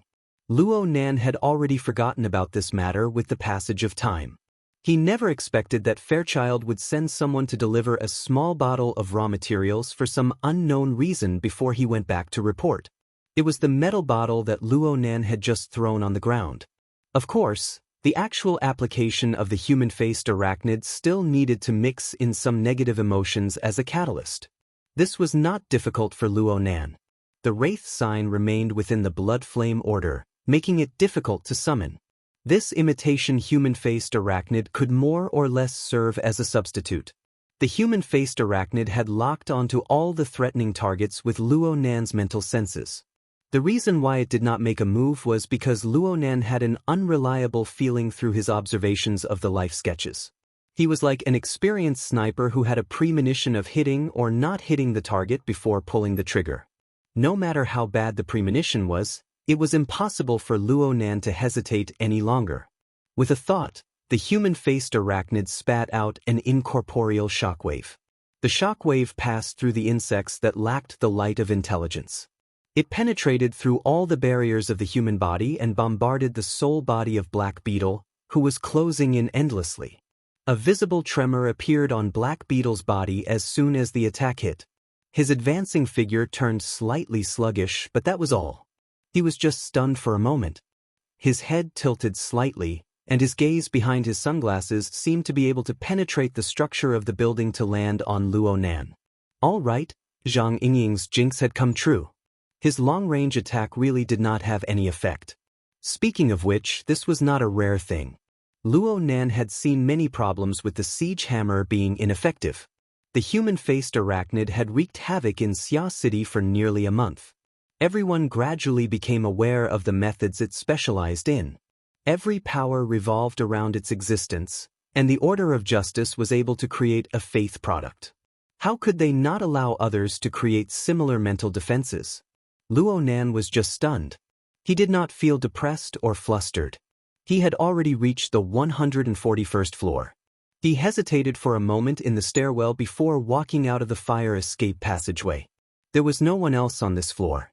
Inside the building, 99% of the lighting in the public area revolved around the crystal pillar, emitting a dreamy blue light. Luo Nan's gaze swept over as well. The waves had yet to calm down, but the magnitude of the tremors was decreasing. The Devil Ray's silhouette was nowhere to be seen. Thoughts spun in his mind, but his feet did not stop. He walked straight along the edge of the crystal pillar and quickly walked toward the elevator in the central area. This series of actions was very exhausting, and his breathing was slightly ragged. Just as he reached the middle section of the crystal pillar, 2 loud thumps came from the stairwell behind him. The doors above and below opened one after another in just 2 seconds. Black Beetle, dressed in formal attire, walked out with large strides and let out a sharp whistle that carried a hint of mockery. Luo Nan turned around just in time to officially meet this person face to face. Black Beetle's appearance didn't bring Luo Nan any more pleasant surprises. Luo Nan had long since memorized the details of this person's face clearly through his mental senses. If there was anything different about Ruo Chang, it would probably be the group of beetles flying around him and the two paper dolls in his hands. Clearly, it would be very difficult for the two paper dolls to be of any use against an ability user like Black Beetle. Black Beetle's feet did not stop. The muscles on his half-covered face trembled, and his lips split open to reveal the pattern of black teeth. Luo Nan was stunned for a moment before he understood that this was Black Beetle's smile. "Kid, this is our first meeting. I made an appointment with you. You're just a lowly piece of trash who vents his anger by cursing over the phone." Luo Nan spoke very frankly about his impression of Black Beetle.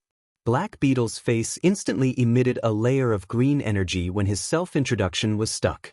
The pattern on his black teeth moved back and forth, and at the same time he exerted more strength in his fingers. The two paper dolls, who were already on the verge of death, were kneaded back and forth. Soon they were deformed. In the end, they turned into specks of dust that drifted down from between his fingers. Luo Nan's eyes jumped. A small portion of his 10 days of hard work was gone just like that. Black Beetle noticed where Luo Nan's gaze was directed at and clapped his hands, knocking off the last of the paper. His eyes behind his sunglasses looked straight at Luo Nan. "Your mouth is a lot sharper, but... Activation class? Didn't they say that there's a problem with your interference power? That your progress has stagnated? Those people who deal with intelligence must be joking around." Luo Nan didn't say anything. His field of vision covered Black Beetle as well as his own kind that fluttered around him. The heart lantern of the eye's orifice and his mental senses worked in sync. From beginning to end, Luo Nan analyzed and made predictions. Luo Nan was still moving backward while his mind was focused on observing. He was facing Black Beetle. He walked backward, but his speed was not slow. What should have been a comical action was done very calmly and beautifully. This was the result of his body's coordination. Luo Nan definitely wouldn't have been able to do such an action 10 days ago. The wonders of cultivating in the eye's orifice lay in this.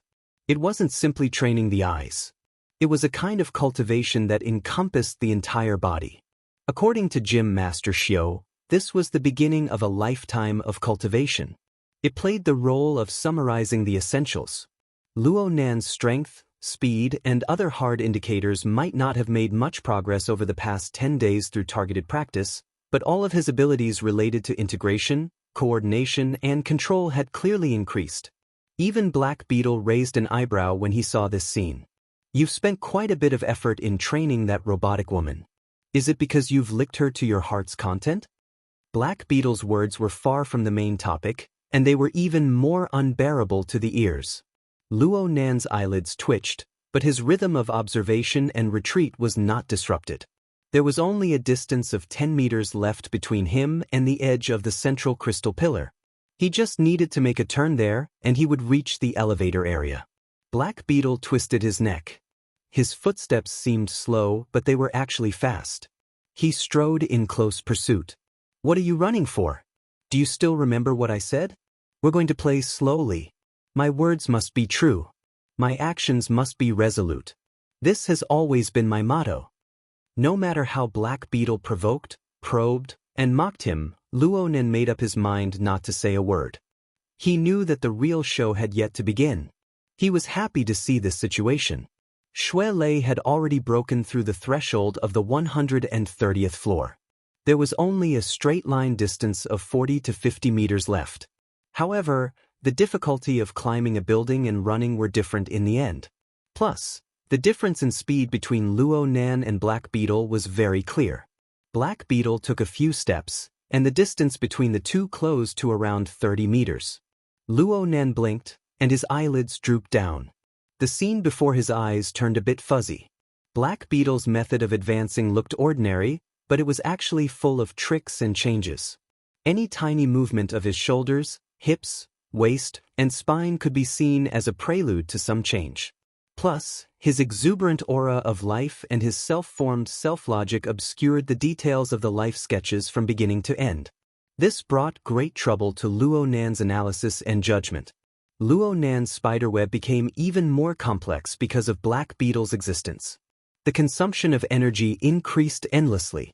Black Beetle's voice cut in at the right time. It was indescribably sinister. Are you sure you want to continue running? It's true that intelligence is often funny, but there are times when it's useful. I know that you have an outstanding range of mental senses. You have decent mental attack techniques, and you even have the ability to activate your class. But your body and soul are out of balance, and your body is reaching its limits. This information isn't wrong, right? Kid, do you feel your fingers go numb, your entire body is burning, and your body is aching? Luo Nan's eyelids twitched. It wasn't just because of the provocation from Black Beetle's words. It was also because the distance between him and Black Beetle had already entered the threshold of 20 meters. For an ability user, Black Beetle could practically reach Luo Nan in a single pounce. Black Beetle's words grew all the more unhurried, but the pressure of his movements continued to increase.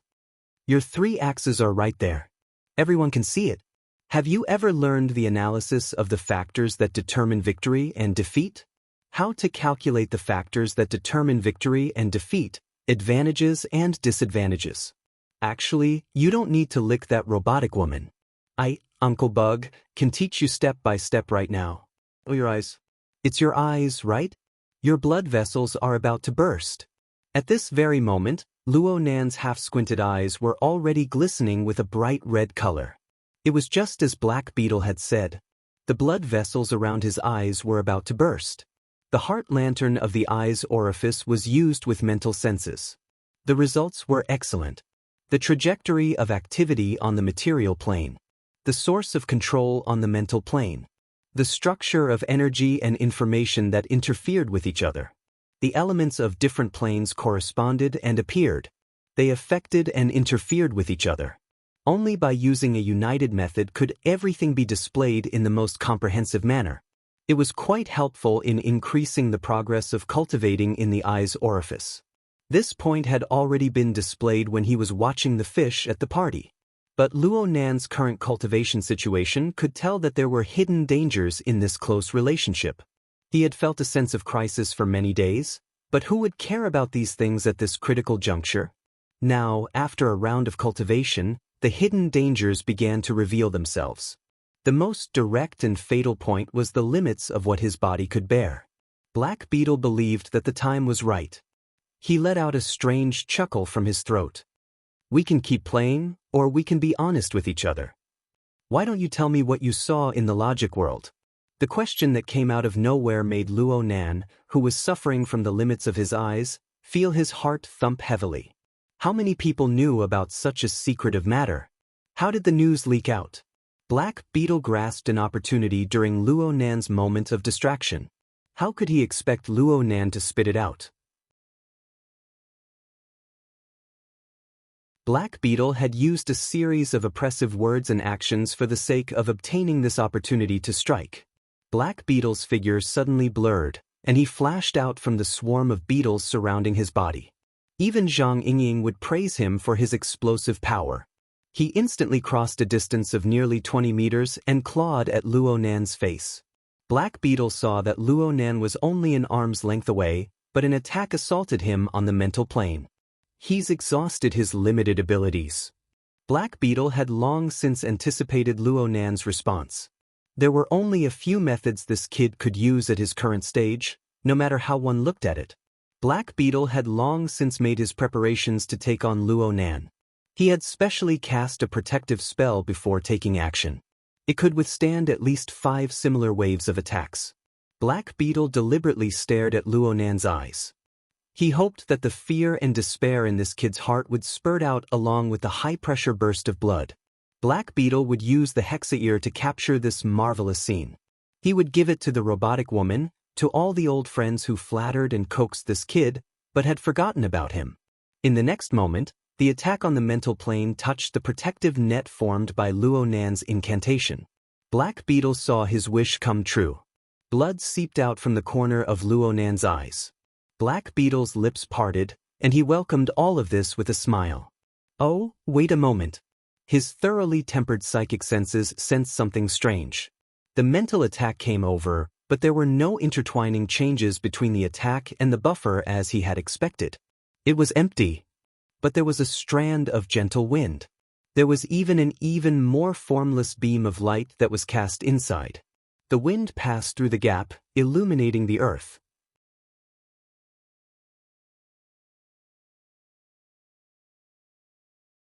Chapter 301. Black Beetle could be considered a mentally enhanced ability user. Even though he didn't have much talent in the field of sensing and observation, he had basic common sense. If his own sensing and observation could reach the standard of being transparent and bright, being unobstructed and unobstructed, then it would naturally be excellent. The problem was that when he became the target of sensing and observation, his entire body would be leaking wind and rain. His body and mind would be exposed to the finest details. That would drive him crazy. This was what Black Beetle was feeling right now. From a realistic and understandable level, Luo Nan's face was between his palms and fingers. He just needed to reach out a little and he would be able to tear the kid's face off. But when that feeling of being unobstructed and unobstructed appeared, he felt as if his body was leaking wind from all sides. An unsuppressible feeling of weakness instantly flooded his entire body. What was going on? It was hard for Black Beetle to figure out this sudden and unforeseen event in a short amount of time. He could only see Luo Nan's eyes oozing blood through the gaps between his palms and fingers. Luo Nan's pupils were slightly dilated, unfocused, motionless, and somewhat lifeless. Just as this judgment arose in Black Beetle's mind, Luo Nan's eyeballs moved. The scattered rays of light faintly converged, and there was a bit of weak light that connected with Black Beetle's line of sight. The glimmering light was like a needle. The penetrating force was like silk. This tiny force of the needle would only cause a bit of pain if it pierced into the thick skin and flesh. But if it pierced into the eyeball, the heart, or the brain, then the result would certainly be different. This was what Black Beetle sensed. The state of being riddled with holes was unable to provide any protection, and the force of the needle was unimpeded. It pierced through and stirred at his weakest and most fatal location. In an instant, the pain was like thunder exploding in his brain. It then rapidly spread out, unable to be controlled. Black Beetle howled in pain. His eyeballs nearly popped out of his eye sockets. Black and red crisscrossed in his field of vision. His senses were in chaos. Fear flooded his heart instinctively, but his many years of fighting experience still drove him. He summoned his remaining courage and did his utmost to reach out with his hand. He intended to take down the mischievous kid in one fell swoop. He was only a fist's distance away. His fingernails, coated with poison, only grabbed air. Black Beetle's figure continued to charge forward after his attack missed. Only now did he remember that he was in the midst of a high-speed assault. His senses were in error, and his nervous system was under stress. It completely messed up the balance of his body. F***CK. His fingers slid diagonally across the hard wall, and then his wrist bones hit the edge of the wall. Next, his head and body collided. Black Beetle's entire body was smashed into the wall of the elevator area. Under the impact of the intense pain, his body's reaction was completely ineffective. He had truly smashed into the wall without the slightest bit of cushioning. Then he slid to the ground, the sunglasses covering his face broken. It was only then that the pain in his head showed signs of subsiding. However, the lingering pain in his fingertips, wrists, head, and torso continued. Compared to the previous wave, the degree of pain was nothing. However, the humiliation of slapping the wall and falling to the ground was like acid splashing into his chest and splashing all over his face. "I'll kill you!" Black Beetle let out a roar, and at the same time, he pulled off his already deformed sunglasses and crushed them with his palm. He ignored his chaotic vision and his terrible sense of balance. He supported himself against the wall and struggled to stand up. He waved his arms in a venting manner and controlled the beetles to fly in all directions. But everything he did was useless. He couldn't even touch a hair on Luo Nan's head. He needed to calm down. He needed to calm down. Black Beetle's successive attacks failed, and his emotions of fury and fear interweaved and fluctuated. Finally, there was a trough, and Black Beetle seized it. He calmed his mind with all his might, trying to break free from his current terrible state. He leaned against the wall and tried to call out to his temporary partner, "Puppeteer, Puppeteer." F***ck. Before Puppeteer could respond, the piercing feeling came again. But this time, it didn't bring about intense pain. Instead, it brought about a sound of unknown origin. No, it was telepathy. Black Beetle smashed his hand against the wall. His heart was filled with resentment, but it was also hard for him to escape from fear. Powerhouses with formidable soul strength and proficient in corresponding techniques could indeed transmit telepathic thoughts to others. But most of the time, it was done in a state of peace. In a true battle of life and death, both sides would be mentally tense and highly vigilant. This sort of one-sided telepathic infusion would certainly suffer powerful interference. It was practically impossible to guarantee the completeness and accuracy of the information. But now, the sound that rang in Black Beetle's mind, aside from the initial noise, grew clearer and clearer. Factor analysis. I've learned it before. Luo Nan's telepathic expression continued the topic they had been discussing before. It was the analysis of the factors of victory and defeat. Black Beetle had undoubtedly brought this up to ridicule Luo Nan and throw his mind into chaos.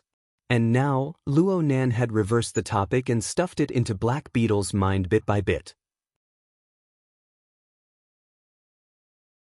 My analysis of the factors of victory and superiority is different from yours. What I see you can't see. What I know you don't know.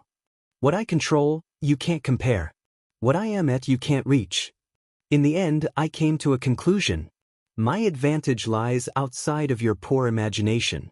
The rough and tidy sentences and information revealed the jerkiness of being pieced together at the last minute. But the poisonous and spicy ridicule followed Luo Nan's telepathic thoughts and seeped in layer by layer until it was branded into an imprint. Black Beetle crushed a molar from his teeth. In the next moment, his emotions sputtered out along with the crushed teeth and the glow of blood.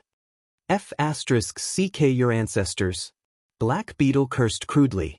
His boiling energy and blood were unable to drown out the bone-chilling current in Black Beetle's mind. He knew very well that Luo Nan's telepathic thoughts weren't powerful. They were just strands. But it was hard for Black Beetle to interfere with Luo Nan's telepathic thoughts no matter what methods he used to defend. This strand of telepathic thoughts could come and go as they pleased. It wantonly painted and engraved marks on his mental plane. It was as if it had entered an uninhabited realm. It was a perfect match with the feeling of being transparent and bright, unobstructed and unobstructed. Black Beetle was unable to suppress his fear and shame. They were like two steel blades. One blade stabbed in and the other pulled out. They took turns stabbing and chopping, shredding his dignity beyond recognition. If Luo Nan exerted just a bit more force, just a bit more, ding! The sound of the elevator's arrival rang out in his ear. Black Beetle's vision, which had gone haywire due to the intense pain, had recovered somewhat. He was in a trance, and an afterimage flashed past the corner of his eyes. Soon, the elevator door closed once more. Luo Nan didn't make a sound at this time. A series of changes in the details were like a foreshadowing thread. It was abruptly raised, causing Black Beetle's mind to tremble. A certain thought emerged in his mind. If that kid could really finish me off so easily, why would he fight to the point of having his eyes bleed? Why would he spout so much nonsense? Black Beetle didn't have the time to think about what would happen next. He staggered half a step and turned to look at the elevator. But all he saw was the high-speed elevator door closing, and the box had already gone down. Black Beetle's somewhat blurry vision looked all around. He could see the spacious elevator area. He could see the space of the building, but where was Luo Nan's shadow? Add a bit more force. There's a problem with that kid's interference ability. It's fine if it's a pure mental attack, but it's a method that directly penetrates and affects the structure of body and soul. Luo Nan shouldn't be able to exert any force at all. F***ck me. Black Beetle cursed loudly once more. He struck the elevator door heavily, but all he did was smash a dent in the metal baffle. The elevator's floor display had already begun to change. Black Beetle no longer hesitated. He shook his head forcefully, locking onto the fire escape passageway outside the corridor. He rushed over with a few steps, smashed open the door to the stairwell, and jumped down through the narrow gap in the stairs. At the same time, he contacted his companion once more. "You're a wire manipulator? If you're not dead, say something." "Hiss. That kid is too sneaky. I nearly choked to death in the water. I nearly lost the person in my hands." Puppeteer's curses finally came back. Snake Tongue's protective spell isn't worth a fart. This is his last resort. Black Beetle gritted his teeth and said, "He's out of strength. He's running away. He won't be able to hold on for long. Keep an eye on the elevator. Number 15. "I'm keeping an eye." It stopped. Floor 133. Within the crystal pillar, the Devil Ray ran side by side with the high-speed elevator. Black Beetle wasn't bad either. He borrowed strength from his elbow a few times, and his body flipped over. He accurately stopped at the stairwell of the 133rd floor, then he smashed through the door and exited. A white-collar worker just so happened to be waiting in front of elevator number 15 in the elevator. He was the one who had interrupted the elevator's descent. This white-collar worker was startled by Black Beetle, who suddenly rushed out from the fire escape passageway. He turned his head, and Black Beetle rushed in front of him like a phantom. Black Beetle extended a hand to press down on the white-collar worker's head, fiercely smashing him against the metal door. The white-collar worker's head immediately bled, and he fainted. "Thanks for your help." Black Beetle spat out these words without any sincerity, and his mouth cracked open. His expression grew more and more malevolent, and the aura on his body nearly ignited. The necktie around his neck was like a living snake as it slithered out of the collar of his suit. A certain beetle pattern inexplicably squirmed and protruded on it. It turned into a real beetle and crawled along the necktie.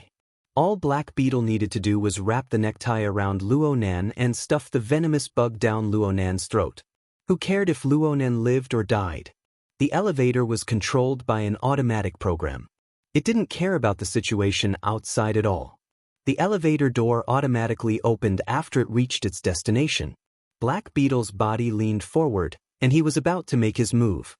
However, the elevator was completely empty. There wasn't a single shadow to be seen. No, there was still a paper man. This palm-sized work of art came from the same school as the other two that Black Beetle had crushed to pieces. It was also fearless and fearless. After pressing the elevator button, it stood upright on the wooden floor of the elevator, assuming a fist stance. "Fuck you." The string of reason in Black Beetle's mind snapped just like that. He simply extended his palm. He ignored the pain in his palm and forcefully crushed the paper man to pieces. He didn't go down. He went back to the viewing platform. The Devil Ray rapidly floated up from the crystal pillar behind Black Beetle.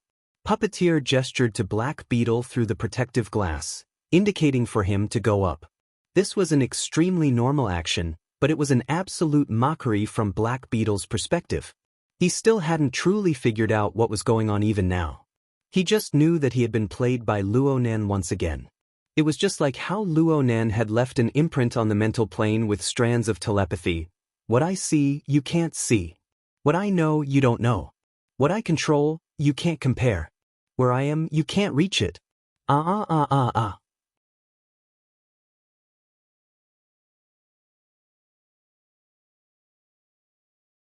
Chapter 302. The viewing platform had been bustling with noise and excitement. The tourists at the scene were in a state of chaos due to the Devil Ray breaking through the heavenly ocean lake. Some left, some alerted the police, and some joined in the fun. But by the time Luonan climbed onto the viewing platform once more, all sounds on the platform had been cut off. Several dozen people were lying on various parts of the platform, unconscious. There was no need to doubt that Luonan himself was the one who did this. According to the knowledge he had recently learned, clearing the scene before a clash between ability users was a necessary job. A complex and ever-changing scene would cause extra trouble. Of course, there were people who would deliberately create a chaotic situation in order to gain benefits. But Luo Nan estimated that he might not be able to be ruthless in a critical moment. He might as well do things more straightforwardly. He did not forget that there was a puppeteer on the other side, a puppeteer who could control intelligent life forms from afar. If they were to fight again, any clear-headed personnel could create obstacles for him. Luo Nan considered himself to be a rookie when it came to fighting. He had to carry out the experience imparted to him by his seniors in a meticulous manner. However, a certain experienced senior had already been completely stunned by the series of movements he had made earlier. "How did you do it? How did you do it? How did you do it?" Zhang Ying smacked the steering wheel in excitement. The sharp honking sound was deafening even to Luo Nan's ears. Zhang Ying had a belly full of words to say during the confrontation between Luo Nan and Black Beetle. She wanted to curse at Black Beetle, but she also wanted to comfort and remind Luo Nan. But she knew very well that Luo Nan was facing an absolutely disadvantageous match. In this life and death juncture, any unforeseen event could lead to a calamity. She could only suppress her worry and force herself to shut her mouth. She even had to worry about Shuelei. She didn't want her good intentions to do bad things and disturb Luo Nan's fight against the enemy. This conflict was more torturous than when she was fighting against a powerful enemy. She could no longer hold it in when the overall situation was decided. She let her belly full of depression explode. Zhang Ying's pleasant surprise also spurred on Shuelei, who was climbing the stairs with great difficulty. He took a few deep breaths and praised, "Nanster, beautifully done. Leave the rest to me. I'll be right there." Luo Nan strolled along the edge of the viewing platform and laughed. "There's plenty of time. Slow down a bit. Don't get beaten up before you can even stand firm." Phew, don't worry. No problem." Shuelei was worried that he would affect Luo Nan unfavorably just now. He rushed upwards with all his might, and he even had to hold his breath. Even though he had already obtained the talisman and connected the inside and the outside, he was still quite tired. Of course, Luo Nan was fine. That was stronger than anything else. It didn't take long for Shuelei to adjust his state of mind when he was relaxed. Hey, Luo, I'm asking you too." Although Zhang Ying was complaining, her excitement did not diminish at all. She still blasted the car horn loudly. "Tell me, how did you make the bug so miserable? That guy is an egomaniac, yes, but he is definitely not a fool." Luo Nan was able to feel the pure joy from the bottom of Zhang Ying's heart. Black Beetle could be considered an old acquaintance of hers, but Zhang Ying stood firmly by his side at this moment. Her position was clear and unwavering. Luo Nan enjoyed this sense of recognition. He thought for a moment and replied seriously, "Correct your mentality, use your advantage, and kill them with one strike. Unfortunately, there's still a problem with my interference ability. I can only buy some time." "Kill them with one strike. Crag Burst must have taught you this, right?" "Yes," Luo Nan admitted. It was strange to say that the classes he took these past few days, whether it was Hiyuan, Bamboo Pole, or Papercut, all leaned towards the level of knowledge and technique. They rarely touched upon strategies to deal with the enemy. Cragburst's teaching plan was delayed due to the problem with Luo Nan's interference ability. Cragburst had a belly full of energy. He contacted Luo Nan a few times, but every long conversation revolved around actual combat. He imparted some practical experience to Luo Nan. Cragburst told Luo Nan that one's mentality was the most important when dealing with an enemy. It didn't matter if one was calm or hot-blooded. One must find the most suitable mentality for oneself. It might not be the most effective or the most thorough, but it was definitely the most stable. It could withstand even more variables. In short, this was an unshakable conviction. It could only be established upon the greatest, the most irreplaceable advantage. To put it in extreme terms, a person who possessed this mentality would think like this: enemies can defeat me, but they will never be able to defeat what I am good at. Luo Nan used this principle to first confirm his own domain of advantage. Hey, you really are stupid and bold. Cragburst and you aren't the same type, okay? Zhang Ying had a deep understanding of Cragburst's temperament. The more Cragburst thought so, the more she found it hard to believe. Luonan, you're a mage. Can your small body handle playing with a warrior's conviction is my life? Also, your advantages? Mental senses, attacks, and so on. Are they useful? Why must it be these things? Luonan felt a bit helpless. Whether it was Zhang Yingying or Black Beetle, they both wholeheartedly attributed Luonan's advantages to the range of his senses and mental attacks. But Luonan never believed this. There were many powerful people in the world. No matter how outstanding Luonan's mental senses were, no matter how fierce the human-faced arachnid siege hammer was, there would certainly be people who were stronger than him in terms of the precision and range of his senses and the intensity of his mental attacks. They might even be much stronger than him. This kind of superficial advantage would sooner or later be directly destroyed by others. His advantages could only be established upon a certain irreplaceable and unique element. You still have cards up your sleeve? Zhang Yingying was a bit skeptical. She felt that she had a better understanding of Luonan. She really couldn't imagine what kind of cards Luonan could play in a short amount of time to play with Black Beetle until he wanted to die. I heard that you're learning under teacher Shuele. To be able to teach a disciple like Shuele, you must be an extraordinary person. But it's only been a few days. Hey Shuele kid, what kind of quick mastery did your master teach you? Shuele had already caught his breath during the time Luonan and Zhang Yingying were conversing. His breathing became much smoother. He answered, it's the heart lantern of the eye's orifice. But this isn't a quick mastery technique. It's a technique for the eyes. How could it be? Oh my. Zhang Yingying came to a realization at nearly the same time. She didn't have the time to ask Luonan about the profoundness of victory. She spoke in an urgent tone. Black Beetle said that the blood vessels in your eyes exploded. Did you use some sort of forbidden move?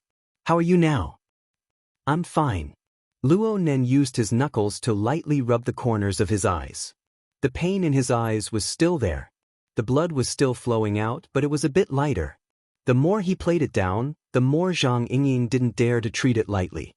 Luonan smashed his car horn again, but his excitement and joy had faded away. All that was left was annoyance and worry. The kid will always be a kid. His eyes.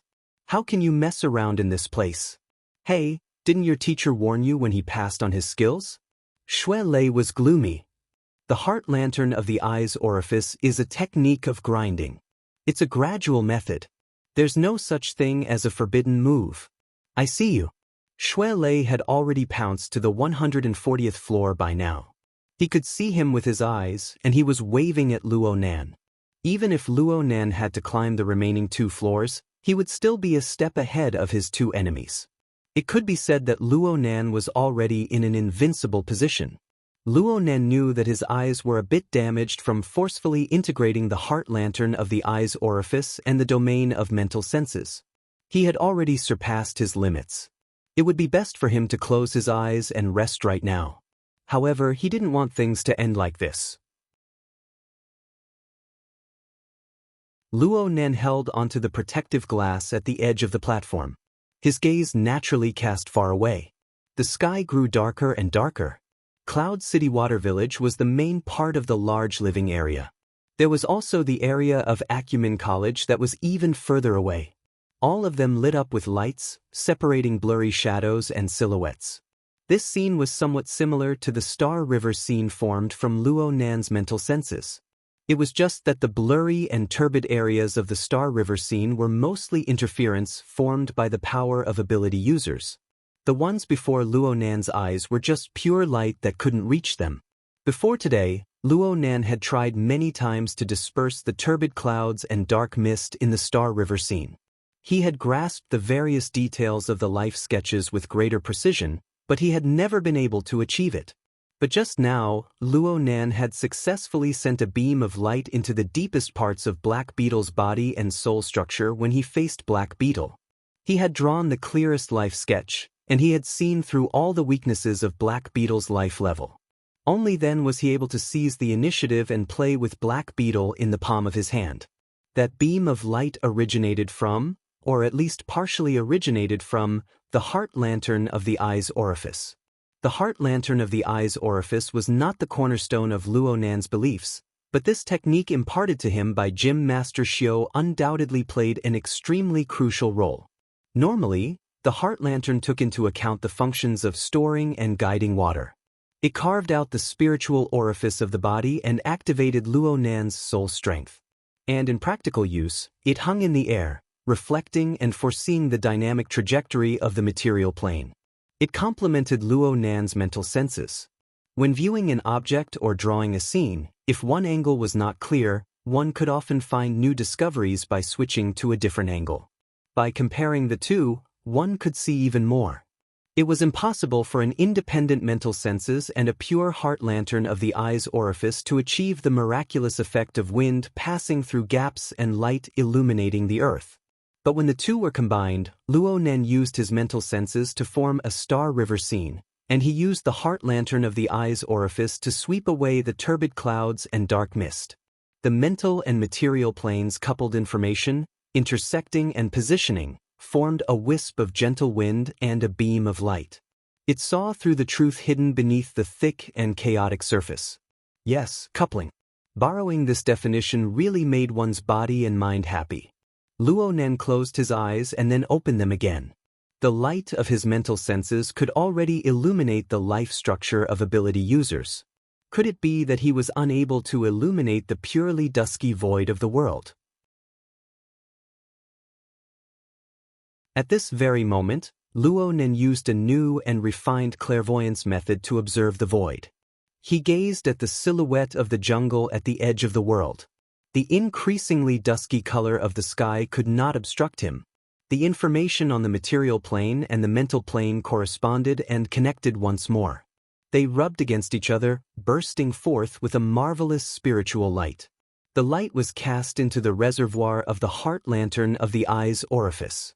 Then it passed through the pupil, passed through the void, passed through the chaotic silhouette of the jungle, and hung above the target. The surface of the lake was like a small mirror amidst the withered leaves of the jungle. On one side was gear. The exquisite building carried a bit of a rusty color. The long river that pierced through the forest flowed through its other corner. It made a turn at the end of one's field of view, extending into the distance. It was as if it had been washed away by time for many years. When time moved, all things moved.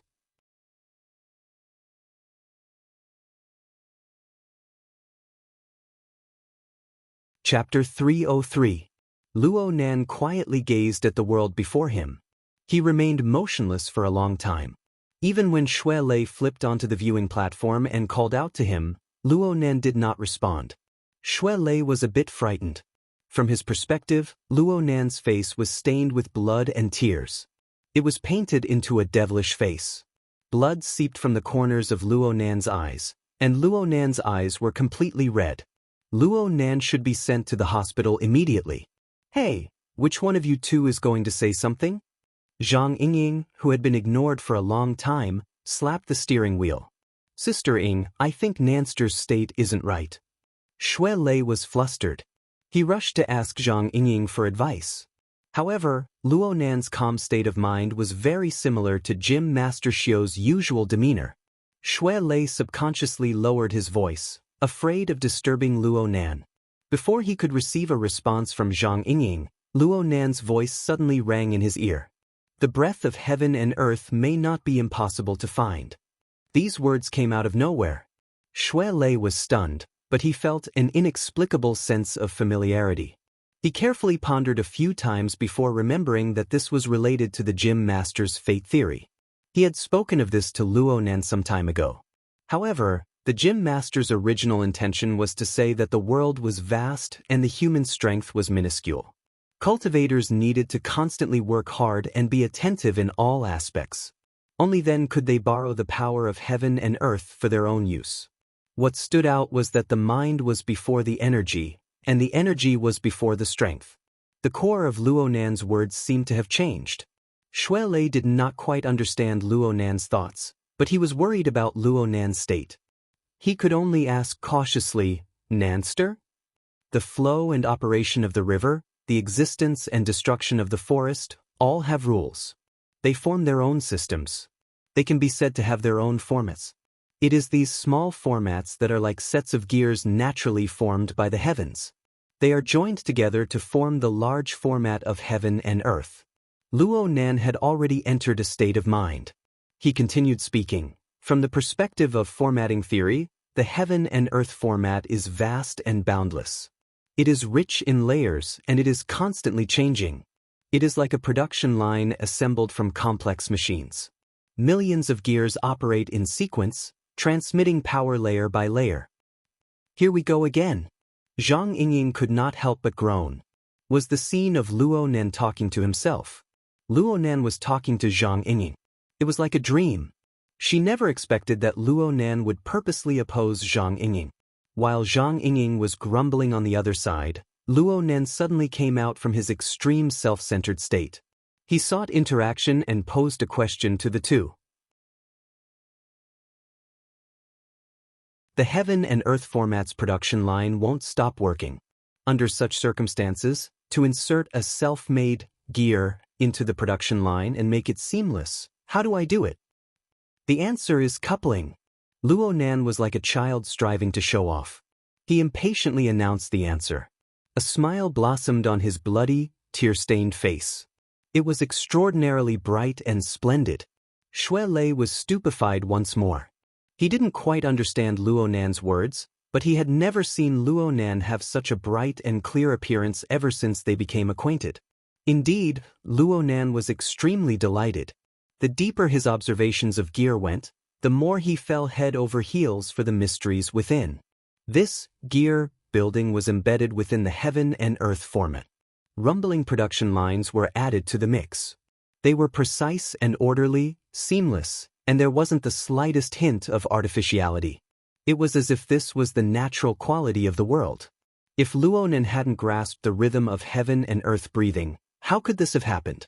From this, Luo Nan was able to confirm an earlier guess. His mother's coupling design was closely related to formatting theory. It was like a kind of applied explanation.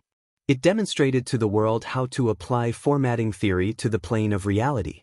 And this tangible achievement belonged to his mother. Formatting theory? Gear? Xue Lei finally found the key words in Luo Nan's words. He tried to follow the direction of Luo Nan's gaze. Under the dusky sky, Xue Lei gazed into the distance with his eyesight. He was able to make out the rough outline of the distant forest and the landmark building, but that was it. Nanster, you can see gear from here? Xue Lei was skeptical of Luo Nan's eyesight, but he was more worried. The burden of exhausting his eyesight was far too heavy in Luo Nan's current state. I can see it. It's so beautiful. Luo Nan's voice was fleeting, just like the marvelous scene before his eyes. It was impossible to touch upon the hidden mysteries of gear with the naked eye or mental sensing clairvoyance. Only the two modes of vision and mental sensing could realize information coupling and cross-positioning. Only then could one touch upon the truth behind the surface. One could look at the incorporeal law and order, silently transforming and nurturing in the void of heaven and earth. Luo Nan greedily watched all of this. He couldn't see enough no matter what. Xue Lei stomped his feet anxiously to the side. He was unable to understand the world within Luo Nan's eyes, but he was still able to grasp a thing or two about the energy emanating from Luo Nan's body. From what he understood, the energy of Luo Nan's eye's orifice was far too vigorous. It was like a wildly growing plant. It was a seedling before, but it had become a towering tree in the blink of an eye. Where did this terrifying driving force come from? Was there enough momentum? Could the structural strength of the skeleton-shaped orifice hold up? A single mishap and he would be crippled. Oh right, find the gym master. The first person Xue Lei thought of when his life was at stake was still the gym master. But right when he planned to exit the three-way communications and make a call to find the gym master, Luo Nan suddenly took a deep breath. His arm was pressed against the glass of the protective fence. His head was facing down, and his eyelids drooped. He took the initiative to stop his incomprehensible gaze into the distance. He appeared extremely tired. Xue Lei rushed over. Nanster, are you okay? Why don't we take a break first? Luo Nen didn't open his eyes. He just laughed. I might be in a bit of a situation. A kind of order is like a gear. Two kinds of orders are coupled, and the gears bite together. If there's no precise design to connect them, and the difference in volume between the two sides is too large, it will be very troublesome. Xue Lei was stupefied. Zhang Yingying spoke hatefully from the other side.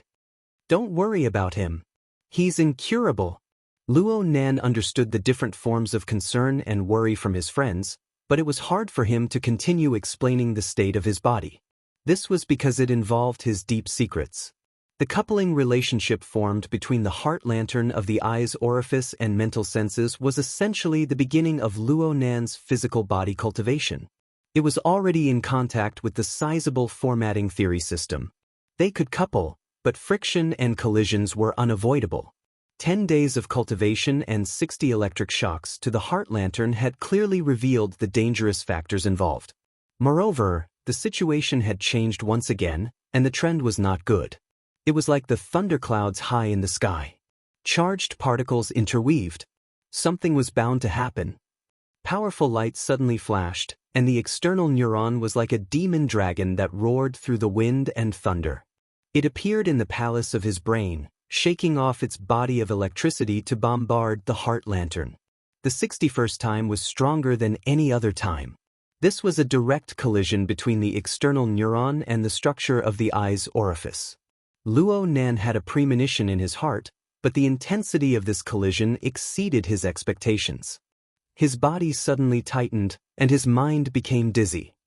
He seemed to hear the sound of his eyeballs shattering in his daze. The impact his brain nerves received was transmitted to every part of his body through the tightly interwoven nervous system. His muscles, bones, blood, and fascia all twitched reflexively. Luo Nan curled up his body and crouched down. He extended his hand to cover his eyes, and tears flowed uncontrollably from his eyes. His eyeballs heated up, and his eyelids twitched wildly. It was extremely uncomfortable. Xue Lei's cry of alarm and Zhang Yingying's panicked shouts entered his ears. The two were in chaos. Yet Luo Nan's thoughts became more and more clear amidst the pain. He could even feel a slight change in the touch of his hand covering his eyes. It was not blood mixed with tears. Instead, it was more viscous. The intense and powerful pressure caused greater damage to his body. This is nothing. I know what's going on. Luo Nan calmly comforted himself. The results were very good. There was probably nothing that could shake his heart more than the discovery of the mysteries of gear in a short amount of time. Even though Luo Nan couldn't see, he still accurately grabbed Xue Lei's outstretched arm and whispered, "I'm fine. Someone's coming from behind." Luo Nan had just finished speaking when the sound of water surged from the direction of the heavenly ocean lake. It was mixed with the oppressive sound of an explosion. An enormous devil ray soared into the sky and landed heavily, raising large waves in the pool. At the same time, a figure leaped up gracefully, jumping onto the frame structure propped up above the side of the pool. The figure wore a black diving suit, revealing the strong and sturdy lines of a human body. His face wore enormous diving goggles, and he had no intention of taking them off. This was one of the members of the investigation team sent by headquarters, Puppeteer. Xue Lei turned around, protecting Luo Nan behind him. His eyes were vigilant. Puppeteer didn't express anything. He relied on his good position to look down from above. His eyes behind the diving goggles continued to size up the two people at the edge of the viewing platform. Especially Luo Nan. Puppeteer was very interested in Luo Nan's painful crouch. Only a few seconds passed, and two elevators arrived not far from the edge of the heavenly ocean lake. The first to come out was Black Beetle. His sunglasses were thrown away, but his face was still a bit green. His cold and sinister gaze pierced over, ignoring Xue Lei. His gaze only fell on Luo Nan's arched back. Xue Lei wasn't the least bit polite to this person. He glared fiercely at Luo Nan, but he was still a bit nervous in his heart. Luo Nan's condition was terrible to the extreme.